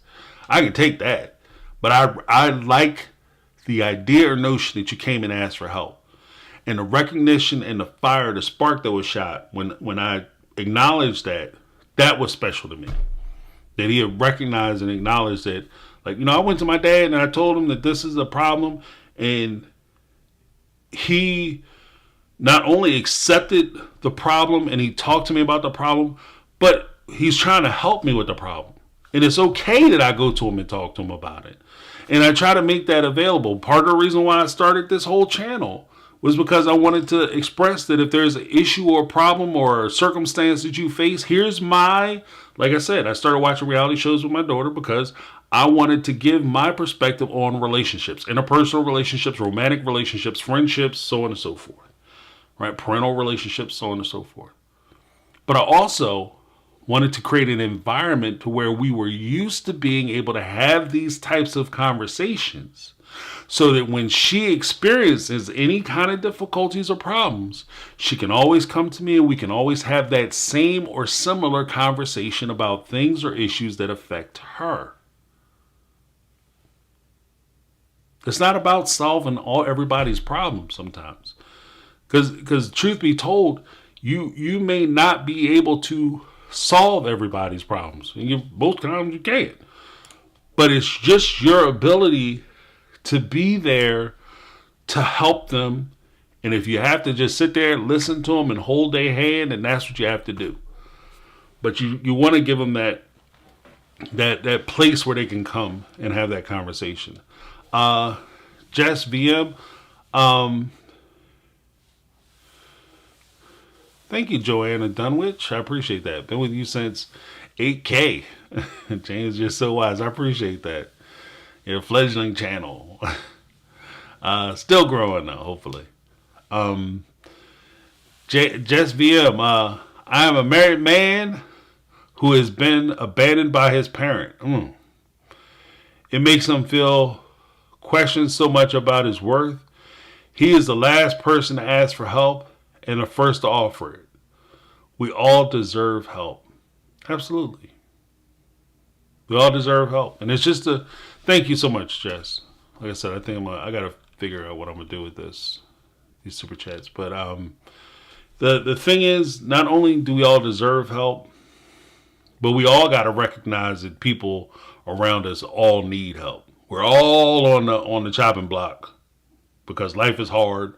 And it might be, like I said, I've said this from the beginning. And I will say this to the day I die. Like, you might be killing it today, right? You might be doing life and gangbusters and everything is falling perfect for you. And it's just, you can't make a mistake, right?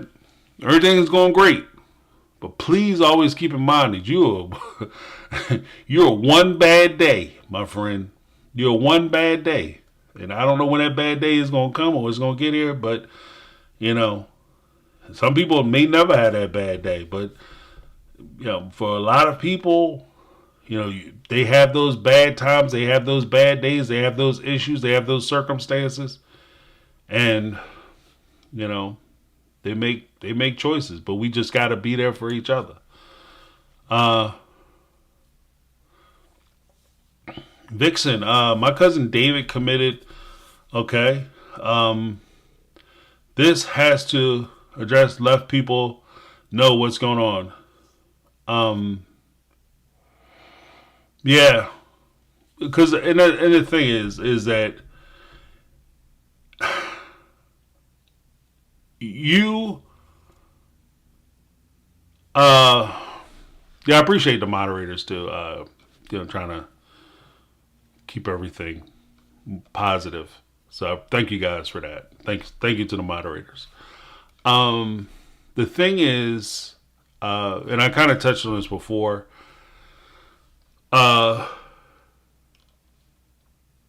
When you deal with people and the decisions that they make and the choices to walk down that path, that lonely path, the thing is that even if, and this is where I take issue with some of the coverage that's been coming out about Garrison's issue.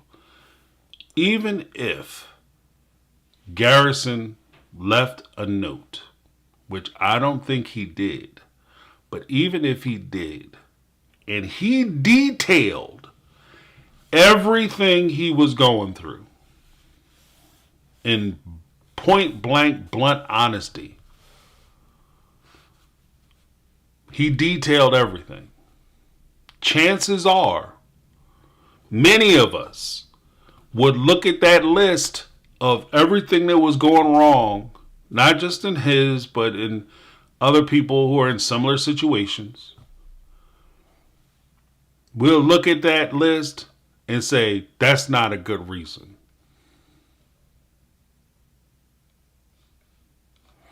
You know, we'll look at it, oh, that is not a good enough reason.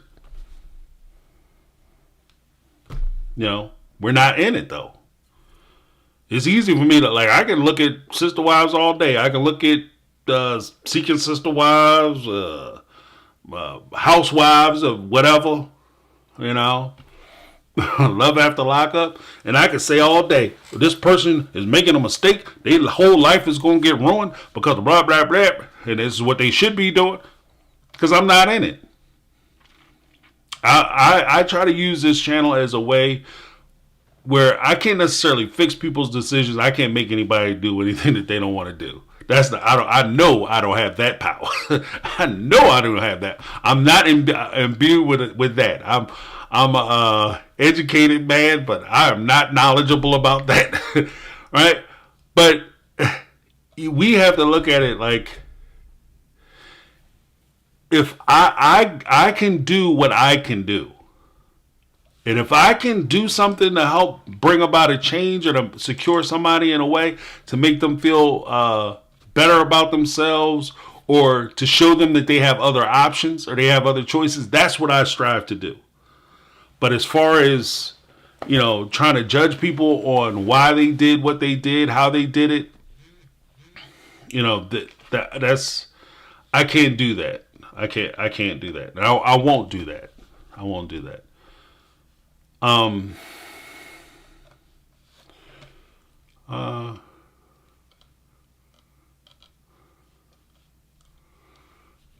promise you, you're not alone. Yes. Leslie Shepard. Let me see.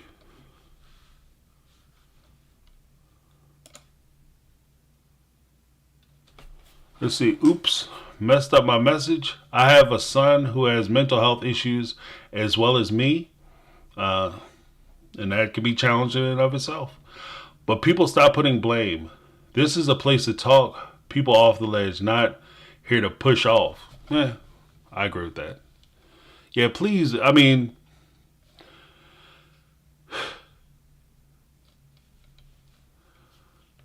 uh, the thing is, I understand. Again, I understand the desire to want to, the anger, the visceral anger, the rage that you may feel for this loss, the crime of it all, to this loss, this deep loss. I understand that, but we have to be mindful that, again, do no harm by us leveling on this person or that.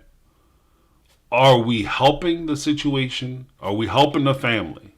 So if, for example, I blame one individual that a lot of people will probably blame, and it's his fault, blah, blah, blah. Am I helping the kids? Am I helping the survivors, the brothers and sisters, his brothers and sisters, the guy I'm supposedly protecting? Am I helping them? This could be something, quiet as it's kept. This is something that the loss of a child can destroy a family, or the loss of a child and this kind of loss can bring a family back together. This could reunite, quiet as it's kept, it could reunite Janelle and Cody. This loss, because it's deep, deep loss. And who am I to sit here and say that she shouldn't do it? Or pass judgment on her decision to try to reconcile and bring her family back together. So that's another reason as to why I'm very hesitant about trying to say no, because everybody's got to try to get through this thing as the best that they can, and I don't want to sit in a position where I'm trying to say that this person shouldn't do that because that person is responsible, and so therefore you should, as the mama bear or as a concerned sibling, you shouldn't have relationships with this one or that one because of this. I don't know. This may be the thing that turns people around. Maybe it'll make individuals better, make each other treat each other better. I don't know. I'm just trying to figure it out myself. Ben Charlie. She told her kids not only that their father violated her, but that they were a mistake. Ooh. Oh, you guys are talking about the old girl.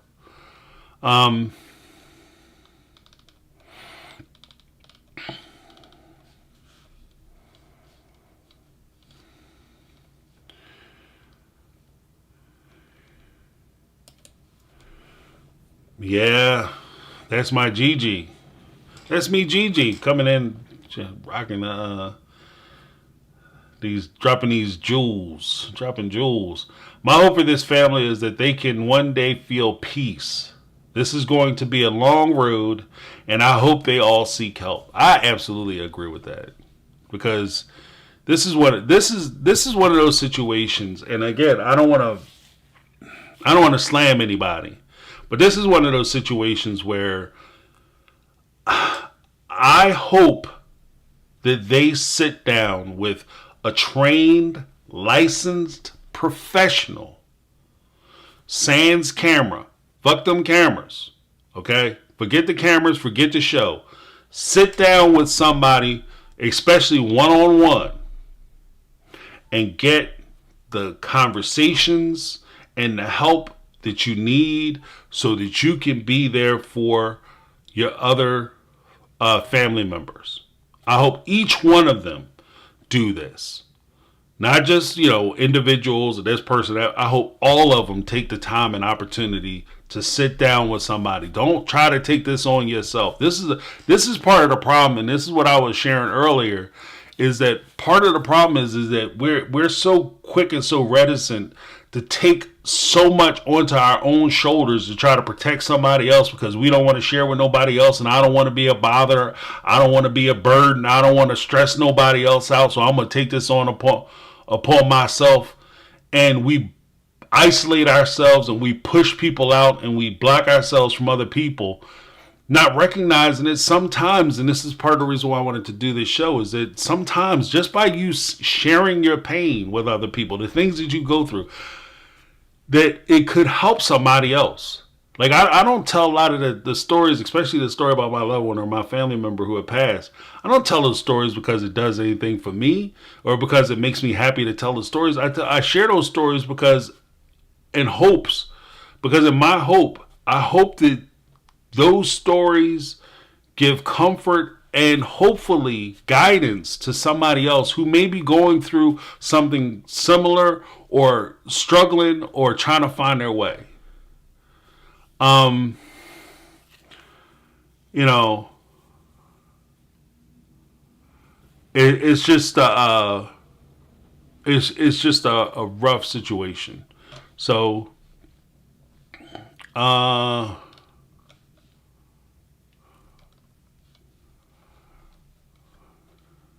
about let's see. Yeah, like I said, I don't want to torture him. I don't know. Like, even moving forward, I don't know honestly if I'll be doing Sister Wives content, just because, like, I'm challenged just on the sense that, like, even with the title of the live, I guess to a degree, was a bit of maybe it's not fair, because I had titled it "Life." Let's remember the life and legacy of Garrison Brown. And to me, it's not so much that I want to revel or lay in Garrison or the sister wives of the Brown family, but I want to take an opportunity while this issue is first and foremost in somebody's mind and is presented as a time or an opportunity for us to be able to have a discussion where we can reaffirm to one another that you are important, you're valuable, and that we need you here. That there are other choices, there are other options. This isn't just me trying, like I said, I'm in no position to sit here and be the herald of mourning Garrison, or, trying to determine how Gabe should feel, or Cody, or Robin, or Janelle, Christine. I'm not that one. I'm in no position to do that. But I think that if we can take this opportunity, and this is where I talk about legacy, if we could take the legacy of, this tremendous loss, and if we could prevent pain in others, or we can help somebody else, then this is an opportunity for us to do it. So that's kind of where I'm at with that. Oh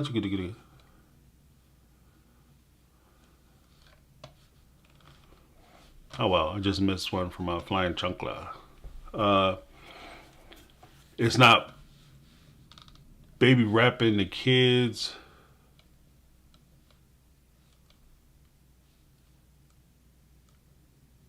What is this?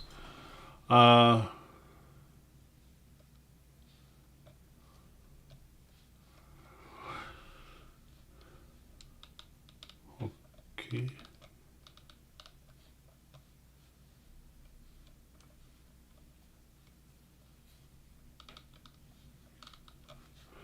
Sorry to the family because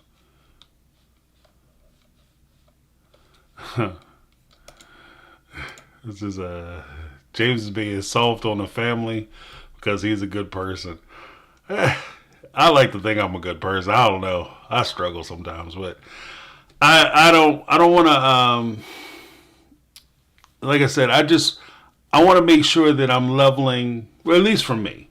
Like I'm not, again, I'm not the content police. I'm not the YouTube official. I don't decide what people put on and what people talk about. So they'll run their channels how they see fit. At the end of the day, I just want to, like I said, when I started this channel, I wanted to start this channel to help people.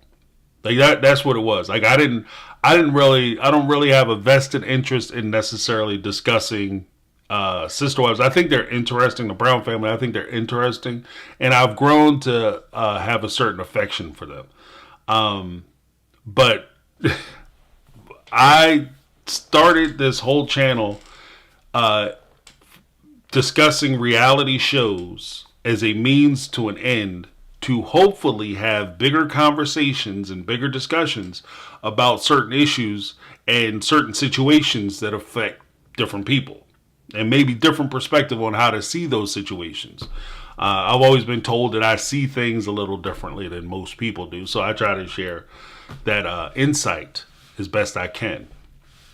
But yeah, with the like I said, with the sister wife stuff, it's gonna be rough on them. Like I don't know what they're gonna do. I don't know what the Brown family's gonna do. I don't, because it's one of those. It's a hard position because even as I look at a lot of the, like I said, even with my title, like Garrison's legacy, and a lot of the looking around YouTube, a lot of the content creators have been talking heavily about Garrison and his struggles and his issues and da da da da. I never want to lose sight of the fact that Garrison, the shining star and the shining light that he was, pardon me, the shining light that he was, we can't lose sight of the fact that Garrison wasn't the only child.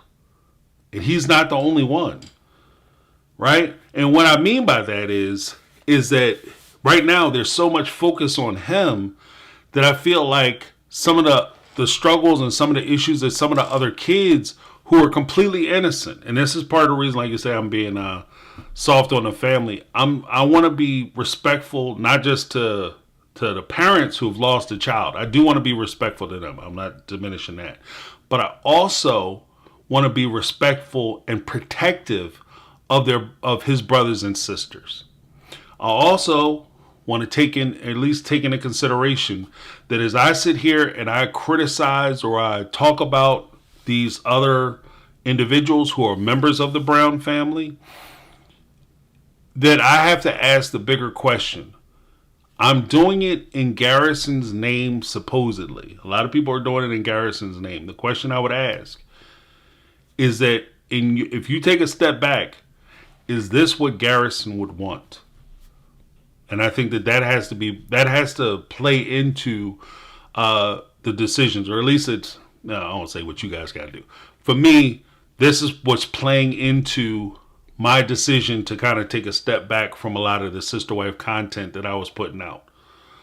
Because as I'm sitting here talking about him, a lot of what I would talk about as far as sister wives is concerned would be heavily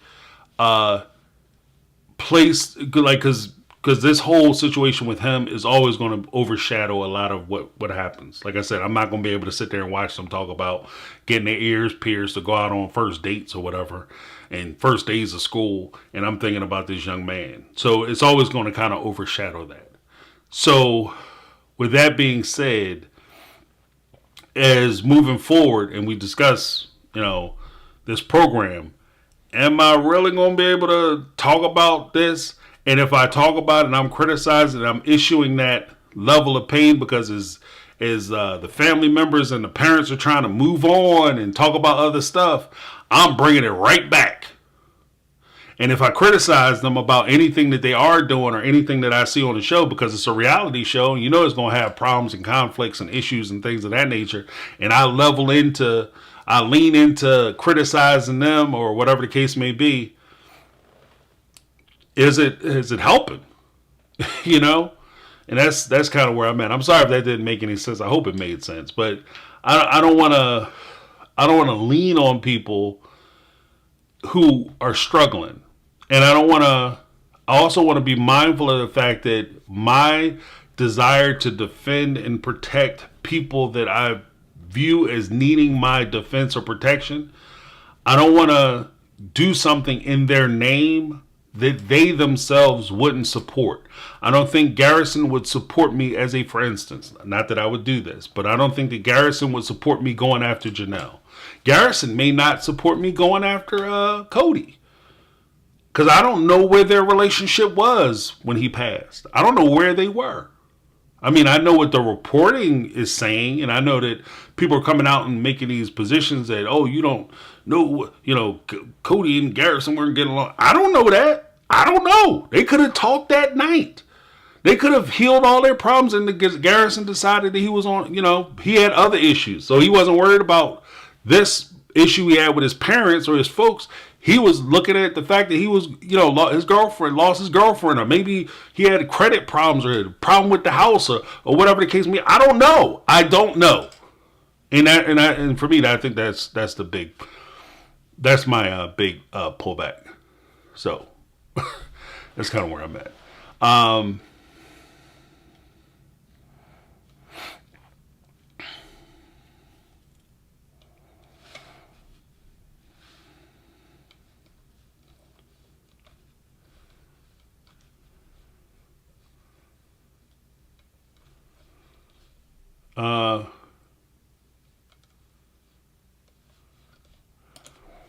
Applying Chancla. Janelle may not be making the same decisions I would, but she's doing the best she can with the skills and information she has. And I think that's an excellent point. She's doing what she needs to do with what she has.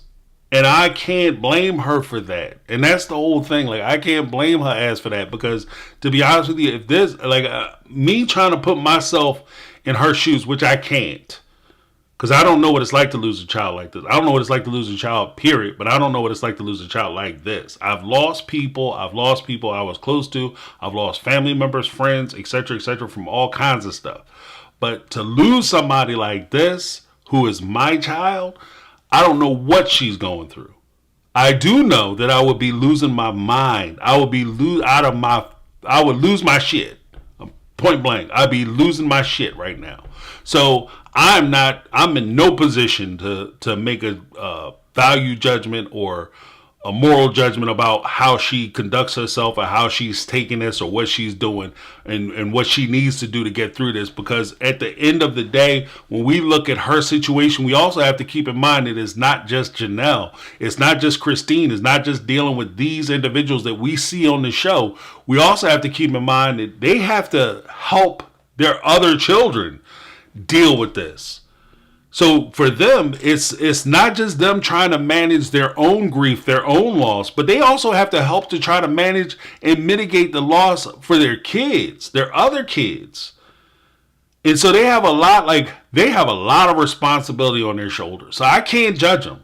Like I won't even say I can't judge them. I refuse to try to do a value judgment and take a position where I think that they should be doing this and this is how they should address it, because I think that's part of the damn problem. Is that, like, folks feel like, I'm not in a position where I can say that this is how they should be doing it. Because, one, I'm not going through it. I'm not walking in their shoes. I'm not living their life. I could sit here and say that, the problems and things that affected Garrison wasn't that big a deal. But guess what, y'all? I'm not Garrison. I don't fucking know. I don't know what he was going through. I don't know what his struggles were and where his mindset was. And we also have to keep in perspective, and I'll get to the comment. We also have to keep in the perspective that when we talk about the things that we would do and the positions that we would take, we're not looking at it from where they are. We're looking at it from where we are. If I was in this situation, would I hurt myself based on the fact that, I lose a job? Or lose a career? Would I make the same choice? Maybe not. Because I'm me. And I've been through what I've been through, and I'm basing my decisions on my experience. Whereas if he understands life and existence differently than I do, which he does because he has different life experiences, then when he goes through the same situation, he may make a different choice. And I have to acknowledge that he would make a different choice. And I have to respect the fact that he would make a different choice. Because I have to respect the fact that our experiences are going to be completely different. And how we see things and how we deal with things is going to be different from one another. But I have to have that patience and that grace to be able to say, you know what? If I can help you, if anybody needs help, please reach out. I'll do what I can. And that's all I can do. But I can't make decisions for other people. Rachel, I agree the show should not continue. I liked talking about it. I enjoyed watching the women find their way. Or not. But I can't see an episode upside to season 19 now. And that's kind of where I'm at. Like, I don't know what I'm going to do as far as my channel is concerned. I have other things that I'll probably talk about. Hopefully you guys join me for those conversations. But, I'm not going to say I absolutely positively will not do it, because I don't know what I will and will not do later on down the line. Maybe I'll make a decision one way or another, so I'm not going to rock solid it. But it's just that I'm telling you now, like, from where I am right now, I am deeply conflicted about even pretending to do another season 19. Like, I don't know. Like, I don't mind talking about the bigger issues and the things that, like, even in this live, I know it was like listed as Garrison's legacy, and I was supposed to do a whole tribute thing. But I think that part of me, my tribute to him and his legacy and his memory isn't just me focusing on him, but trying to use this experience to help other people. I think that's my contribution. That, to me, that's me trying to honor him in my way. Is me trying to use this terrible tragedy to help other people. And I don't know.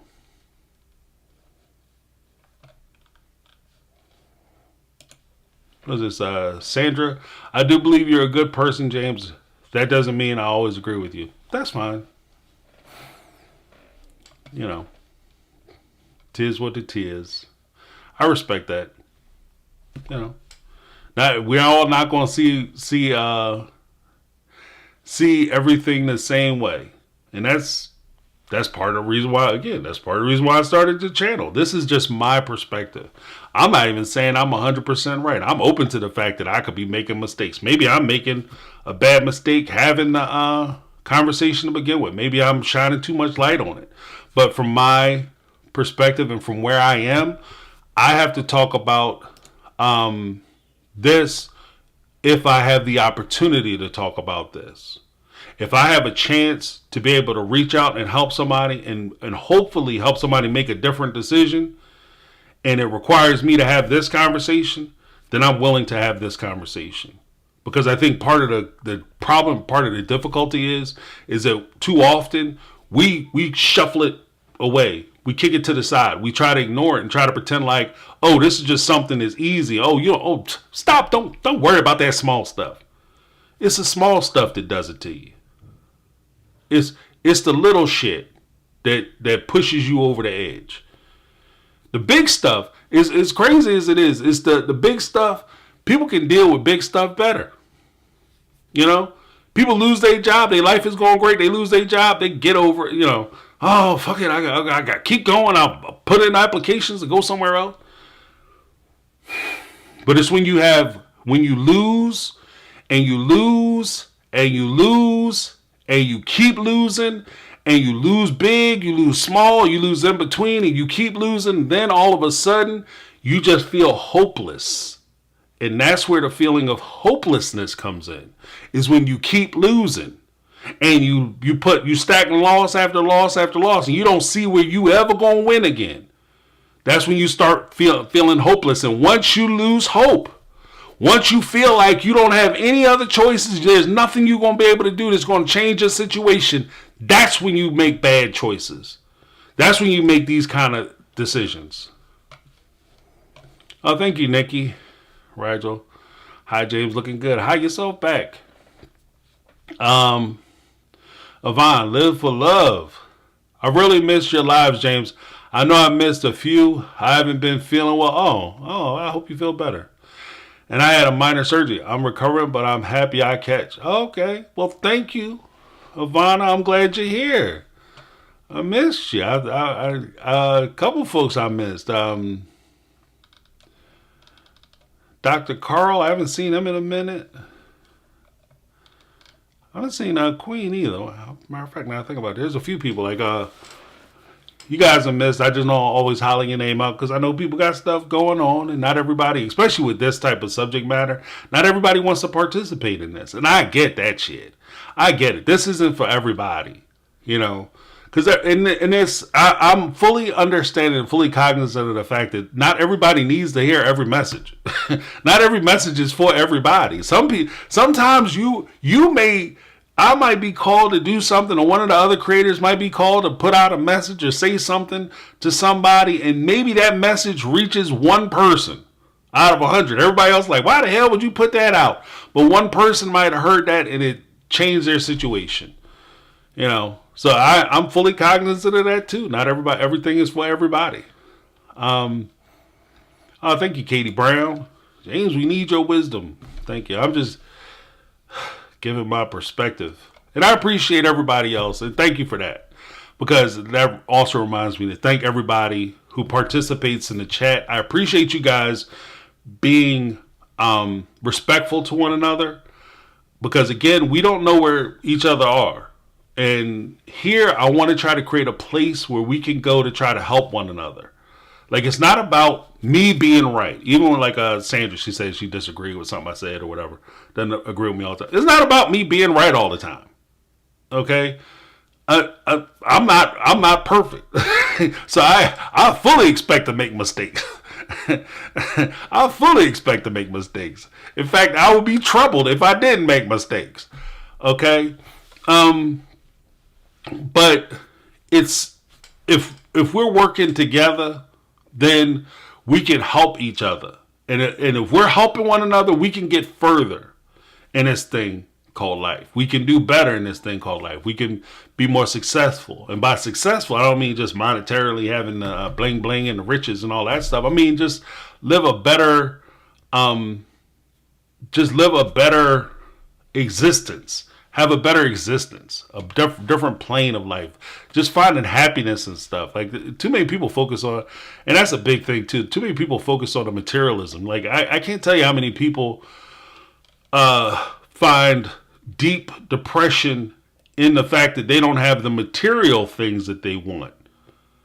You know, they don't have the material things that they want. And there was a message that I wanted to do even when I talk about love after lockup. I started talking about that. I did a video about this young lady who kind of pushes forward the idea that, you know, gangster stuff is awesome and all that.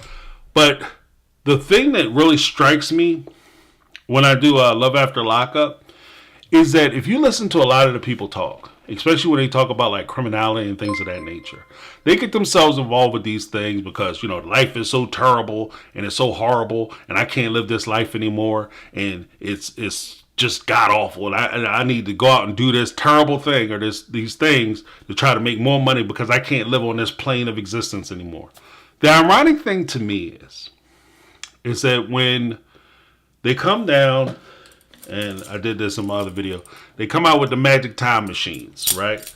And they put the time machines on you because once they lock you up, life stops for you. Everybody else's life continues. The crazy part is that when they put the magic bracelets on your ass, everybody cries because they want to have the same life. They're crying for the loss of the life that they didn't give a shit about when they were out there committing the crimes. Isn't that ironic? The thing that you cry about, I'm crying about the freedom that I'm going to lose. The freedom that you already had. You're crying about losing the thing that you already had because you was chasing something else. And then when you're losing that thing and now I got to hold on to this. And that's where I am with a lot of the stuff that we cry about as far as materialism. We'll sit around and cry about all the material stuff that we wish we had, and all the money and all the jewels and the jobs and the big houses and the cars and all the stuff that we don't have, and we're going to lose this and that. But does it really matter? Because there's a lot of people I've known rich, very, very rich, wealthy people, and I've known very, very, very, very poor people. And some of the rich people I've known have not been happy at all. And some of the poor people I've known they didn't have much, but what they had is each other. And they've had people they care about and people they could trust. It's just different planes of existence, different statuses. Amber Keller, thank you so much for the super chat. I appreciate that. And I will do something. I got to figure out something to do with that. Because I do want to try to help with that super chat. But I appreciate you contributing to this show. It means a lot. And all you guys showing up and being positive in the chat and participating that way, it means a lot to me. It means a lot to me, personally. And I hope it means a lot to each other. Like you guys mean a lot to each other because you're helping each other. Amber Keller, you come from a good place, sir. Thanks. That's important. Oh, thank you. Thank you so much, Amber. You're awesome. You're awesome sauce, Amber. If nobody's told you, I told you. Ivana, live for love. I'm not mad at you, Ivana. I ain't mad.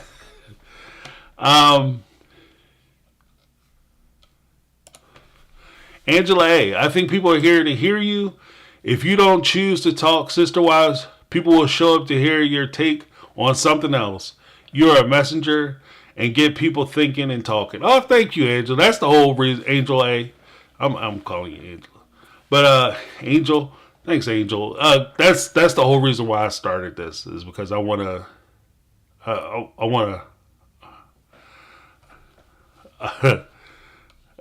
help folks. Candid Kelly. James, I know whatever you decide to do regarding the situation will be okay. Lead with your heart. Thank you so much. And I think that that's important too, is that like I have to do things that I feel comfortable with. And that's also part of the reason, like I said, Amanda and Sarah and I from Reality Squad, Sarah from Reality Squad and Amanda from Reality. Amanda, when we were doing the Sister Lives show, we decided that we were going to do, for those who don't know, we were at least going to suspend Sister Wives content. I don't know if that's going to move forward or not, to be honest with you. We just didn't feel good about it. So we decided that we were going to do Seeking Sister Wives, which is also a polygamy show. It's a little, and the thing about Seeking Sister Wives is it's way crazier than anything they had on on the Brown family. And so it's a little lighter. The content is a little lighter. And I think we'll have good conversations, but we'll be doing that on Wednesdays at 7 Eastern Standard Time. So just something a little different, but it should be a good time. And I will be putting out content. I'm not going to stop putting out content. I'm just going to, pull back on the sister wife stuff. Just because I don't feel comfortable. And I'm not making a judgment call on anybody else, any other content creators. Some of them I'm kind of, I'm a little disappointed in because they're kind of feeding into the whole, hey, look, I heard this from a guy who lives under a bridge and he has all this to say about Garrison and the Brown family. Like, how the fuck does he know? So I'm a little disappointed that some people are pushing that out for content's sake, releasing content for content's sake. But everybody's got to make their own decisions and their own choices when it comes to their channel. So they do what they feel comfortable with. I have to do what I feel comfortable with. Flying Chunkla. Yes, I'm not comfortable. I love the name Flying Chunkla. Yes, I'm not perfect and you're not perfect, but by working out life together, we can live better. We can all be better. I'm sorry. I'm putting my own spin on it, but you're 100% right. It's not, and it pushes them down the shove. This is what I tell my kids, and this one that I always say that a lot. This is what I tell my kids. I always try to give the message. But one of the things that I always try to push to them is the idea that you don't have to be perfect, and that's a problem in and of itself. Like, especially when it comes to social media, there's so much pressure for everybody to be perfect, have the perfect look, perfect abs, perfect body, perfect bank account, perfect credit, perfect this, perfect job, perfect vacations, all that. And there's so much additional pressure on people trying to keep up with the Joneses. But the truth of the matter is, like I said before, you don't know what's going on with the Joneses. The Joneses could be having their own problems. Once they close them doors, my people used to say that all the time. When you drive by people's houses, right, and you say, wow, that's a beautiful house, I wish I lived in something like that. You don't know what happens when they close that door. You just looking at the outside, the facade. You looking at the outside of the house saying, that's a beautiful home. That house is amazing. But you don't know what's happening in that house. You don't know what's going on. So because you don't know what's going on, you know, you may be wishing for something you don't want to have no parts of. Carla, it takes a village. Yes, it does. It takes a village.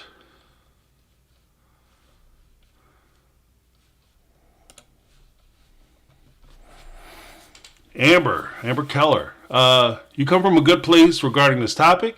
That matters. We can have fun and be honest, but this one is tough. Thanks. Yeah, this is a hard one. This was a hard one. Kathy, book out. Love you, James. Thank you. Thank you for hanging out, Kathy. Much love to everybody in the chat, everybody who comes in and participates. Like I said, I mean, you guys are helping me through it because when pushing down the shove, like I said, you have certain affections towards a lot of this family because of the fact that we've spent so much time with them and watching them grow and develop and move and things change in their lives. And then something like this happens. Like I said, when I got news of this shit knocked me for a loop. Like, I didn't know how to feel about it. Like, you feel a certain kind of way because I watch this young man and I think about all the lost potential and I think about his parents and then I think about his mom. What is his mom going through? Then I think about his brothers and sisters and what they're going through and then his family members and his friends. And then you pull, your own fears. As a parent, you pull your own fears into this. Or a parent or people, have loved ones. It's just not a parent thing. That's not fair. But you have loved ones and people you care about in your life, and you put yourself in that situation like, what would I do in this situation? How would I feel? And it's hard. It's just a hard thing.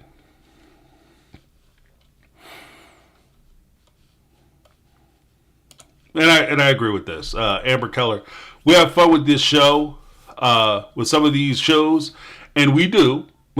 Which I do. I have a good time with it. I'm not gonna lie. This topic's just a little different right now. Yeah. It hits different. It definitely hits different. James, what is the poster behind you? Looks like something I have seen before, and it's driving me crazy not knowing. Oh, that was actually that's a poster from a friend of mine who was doing a independent film. Like they had like a. They work professionally. Like the one guy who actually filmed it, he shoots professional baseball. He received 2 Emmys, daytime Emmys for shooting the baseball games. And so he shot it, and then there was like a director who does like independent stuff, and he works professionally. And it was a bunch of professionals who got together and decided they were going to do a project. I was part of that project. And we shot like a series, like a web series. It was for fun. And then we wound up getting picked up for WHYY. Like wound up getting paid to do some stuff. And it was fun. It was a good time. But I liked the poster. And like I said, I needed to put something there. So I was like, I got a poster from this old project. So I'll put that up. Oh, the handcuffs were from a lifetime ago. Previous employment. Be the change. Oh, okay. Reclusive lovely. Be the change. Be nice to telemarketers. They have that job because they need that job. They aren't calling you because they want to hassle you. That's a good point. Telemarketers are the ones that you go after, I guess. They're the only group that it's acceptable, somehow socially acceptable to go after them. When they call your house, you go, disturb me during dinner? I'm going to show you. Make you feel bad about yourself. They need a job. And they talk to hundreds of people. Yeah. Yeah. And you don't, and the thing is that telemarketers, you don't have to cuss them. All you have to do is say, no thank you. And then they're on to the next one. Like you don't have to drag them. That's a good point, reclusive. You don't have to drag them. You know. Yeah, Melly FZ. Watch any of the Real Housewives shows.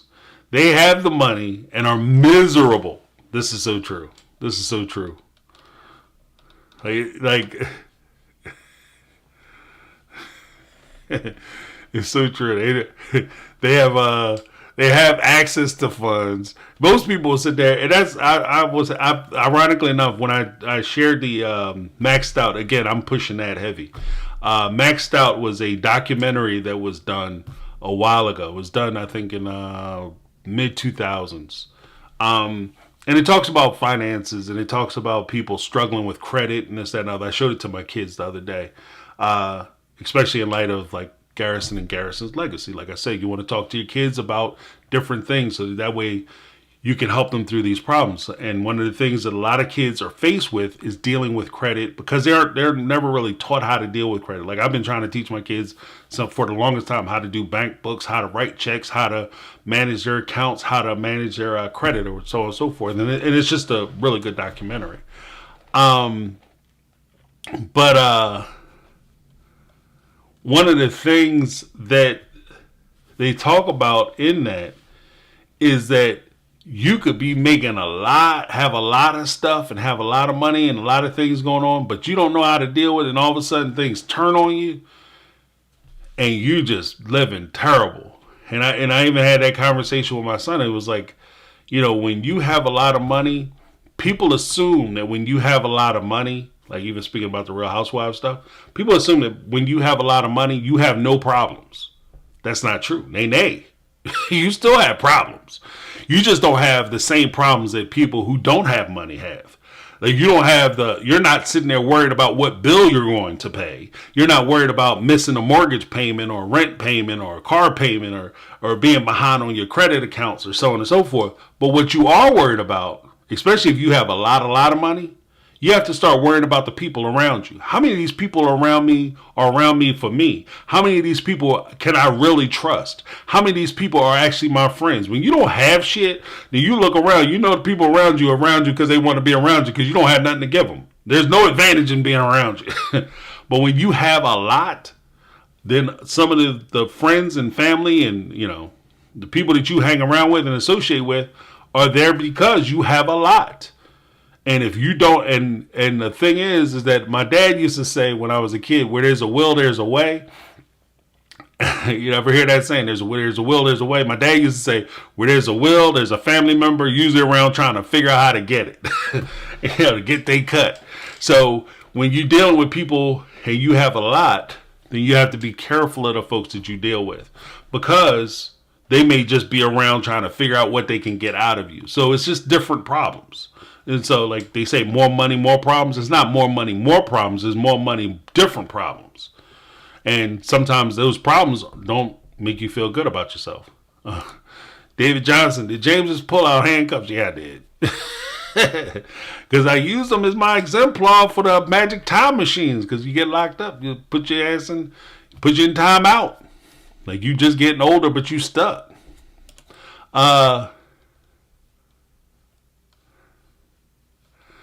Amber Keller.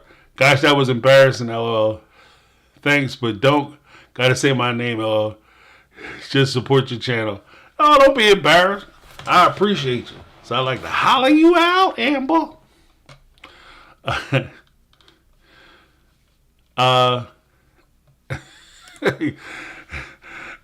Carla Muller. James, why do you have handcuffs? Because I'm a freak now. Because I had a job that or profession. I was involved with a profession years and years ago. My first profession that involved handcuffetry.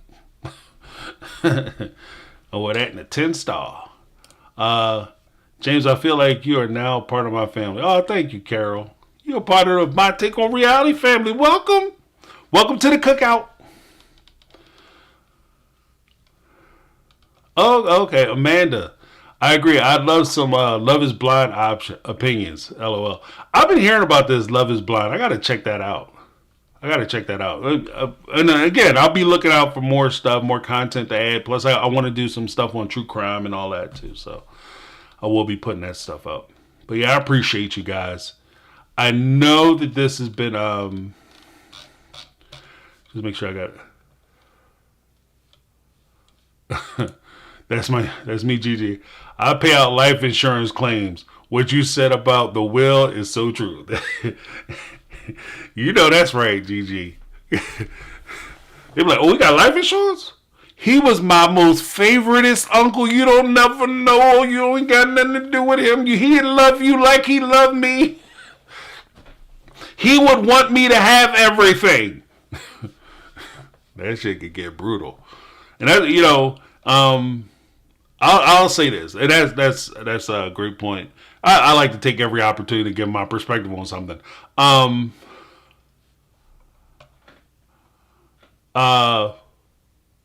What Gigi said, this is an opportunity for me to just say something that was told to me when I was a kid. When you have, or at least something my family went through, not the immediate family, but family as in general. When you have a good amount, or like for instance, life insurance policies, you own a home, you own real estate, you own assets, you have something to leave. Do yourself and the people who are your descendants, the people that you want to give to, leave a will. Make a will. Wills aren't that expensive. Go get yourself a will. You determine where you want what to go to who. And that way, it takes the guesswork out, and it can prevent a lot of problems. I've seen where family has tore themselves apart over deceased relatives' belongings. I've seen where families have torn themselves apart. And I mean, slow singing, foul bringing, torn themselves apart. Like violently torn themselves apart because of that. So you want to make sure that you take it upon yourself. Have that courage to say, look, I want this to go to this one, this to go to this one. This is what you get. You sell my house, whatever. This is the apportionment you get. This is the apportionment they get. Don't nobody be mad. What you get is what you get. Don't get upset. If you mad at somebody, be mad at me, but don't be mad at each other. Don't let things come between your family. And don't let stuff get in between, their ability to be able to do it. Because so many people get so wound up in other people's shit, that it becomes ghoulish in a lot of ways. It's ghoulish for you to sit around and be plotting on what somebody's going to leave you when they pass. But there are folks who take that shit serious, and they want everything that they ever wanted is due to them. If the person had a car, that should be my car. And it could create a lot of problems. So again, that will is a way, and I'm sure Gigi will probably attest to that. I'm not going to speak for her, but if she works with paying out life insurance, I'm sure they've received that situation where 4-5 different family members are calling about the same policy, and everybody trying to tell her look, he will want me to have everything. He will want me to have the whole thing. I sat with him on bop. I'm the one that was taking care of him. They did nothing for him, and and it becomes a problem. So, yeah, but try to leave it on a little bit of a high note. What's this? Let's see. She might even said it. That's me, Gigi. My personal fate with life insurance claims is my mom wouldn't want family member to have that money. Money brings out the ugly every time. Yeah, see, Gigi said exactly what I said. Thank you, Gigi, for giving me the backup and support. She know, because I've seen that shit. Like, no, this should be mine. They want me to have it. Okay, fine. I don't get everything, but they definitely don't want them to have that. What? So you write it out yourself. I'm just saying. But yeah, I want to thank you guys for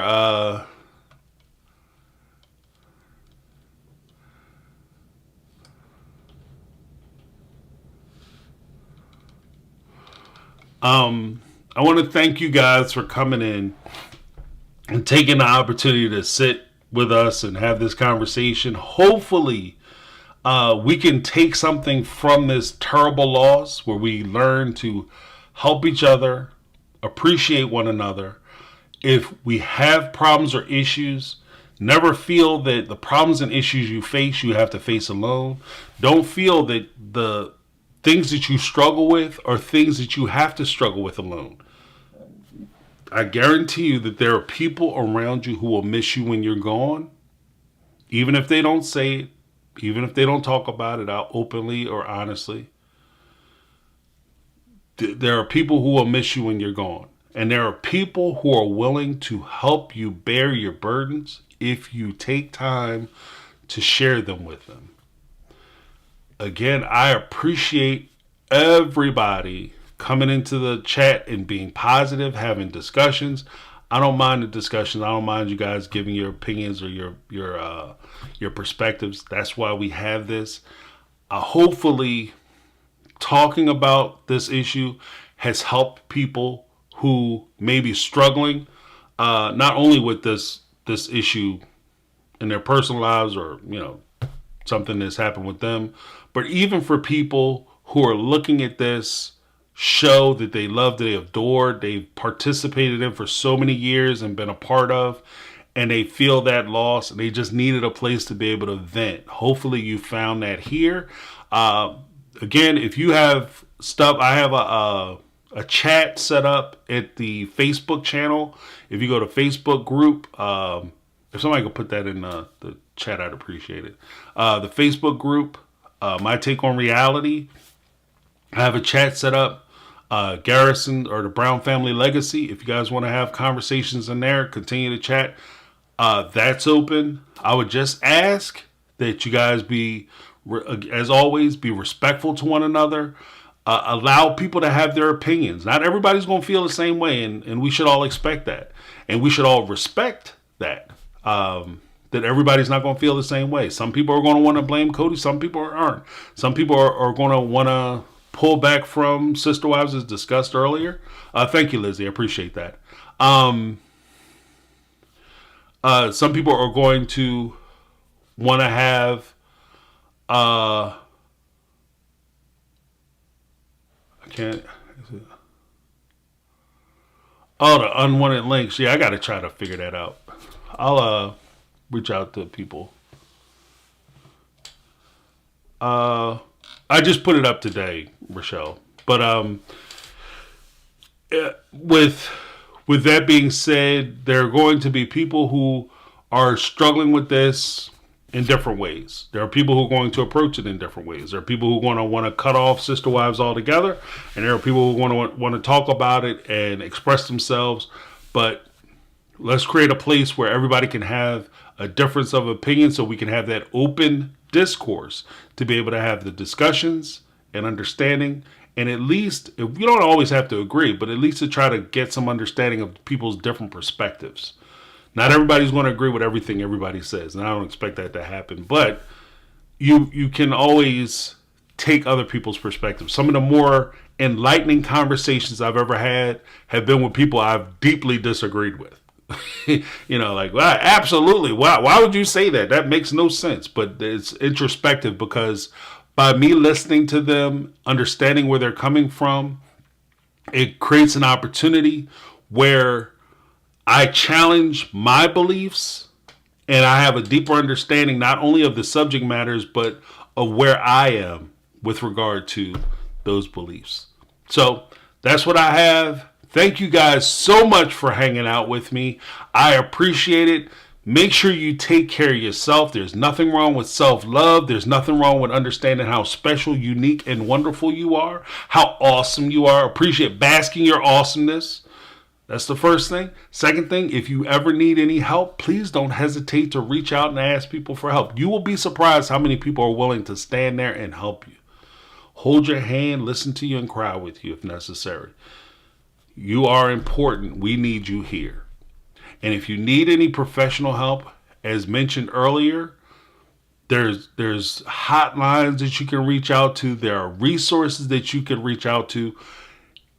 One of the things that I would express to anybody who is considering, the ultimate option is that give yourself a day.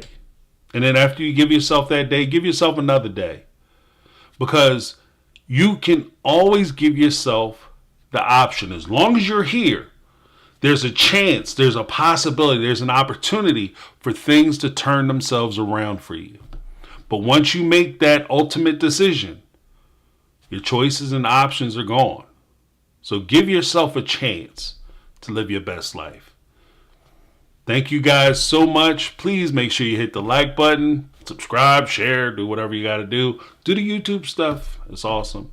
Look for my future content. Like I said, I'm still going to be dropping videos. Hopefully you guys will come and check those out. All the good stuff. I'm as mentioned, I'm probably going to take a little break from the Sister Wives stuff. Check out me and Amanda and Sarah on Wednesday, 7 o'clock Eastern Standard Time. Thank you guys so much for hanging out. Thank you for being positive. Thank you to the moderators for keeping everything moving forward in the chat boxes. I appreciate you guys. That's my take. I'm James. This has been My Take on Reality, and I'm out. Have a good night.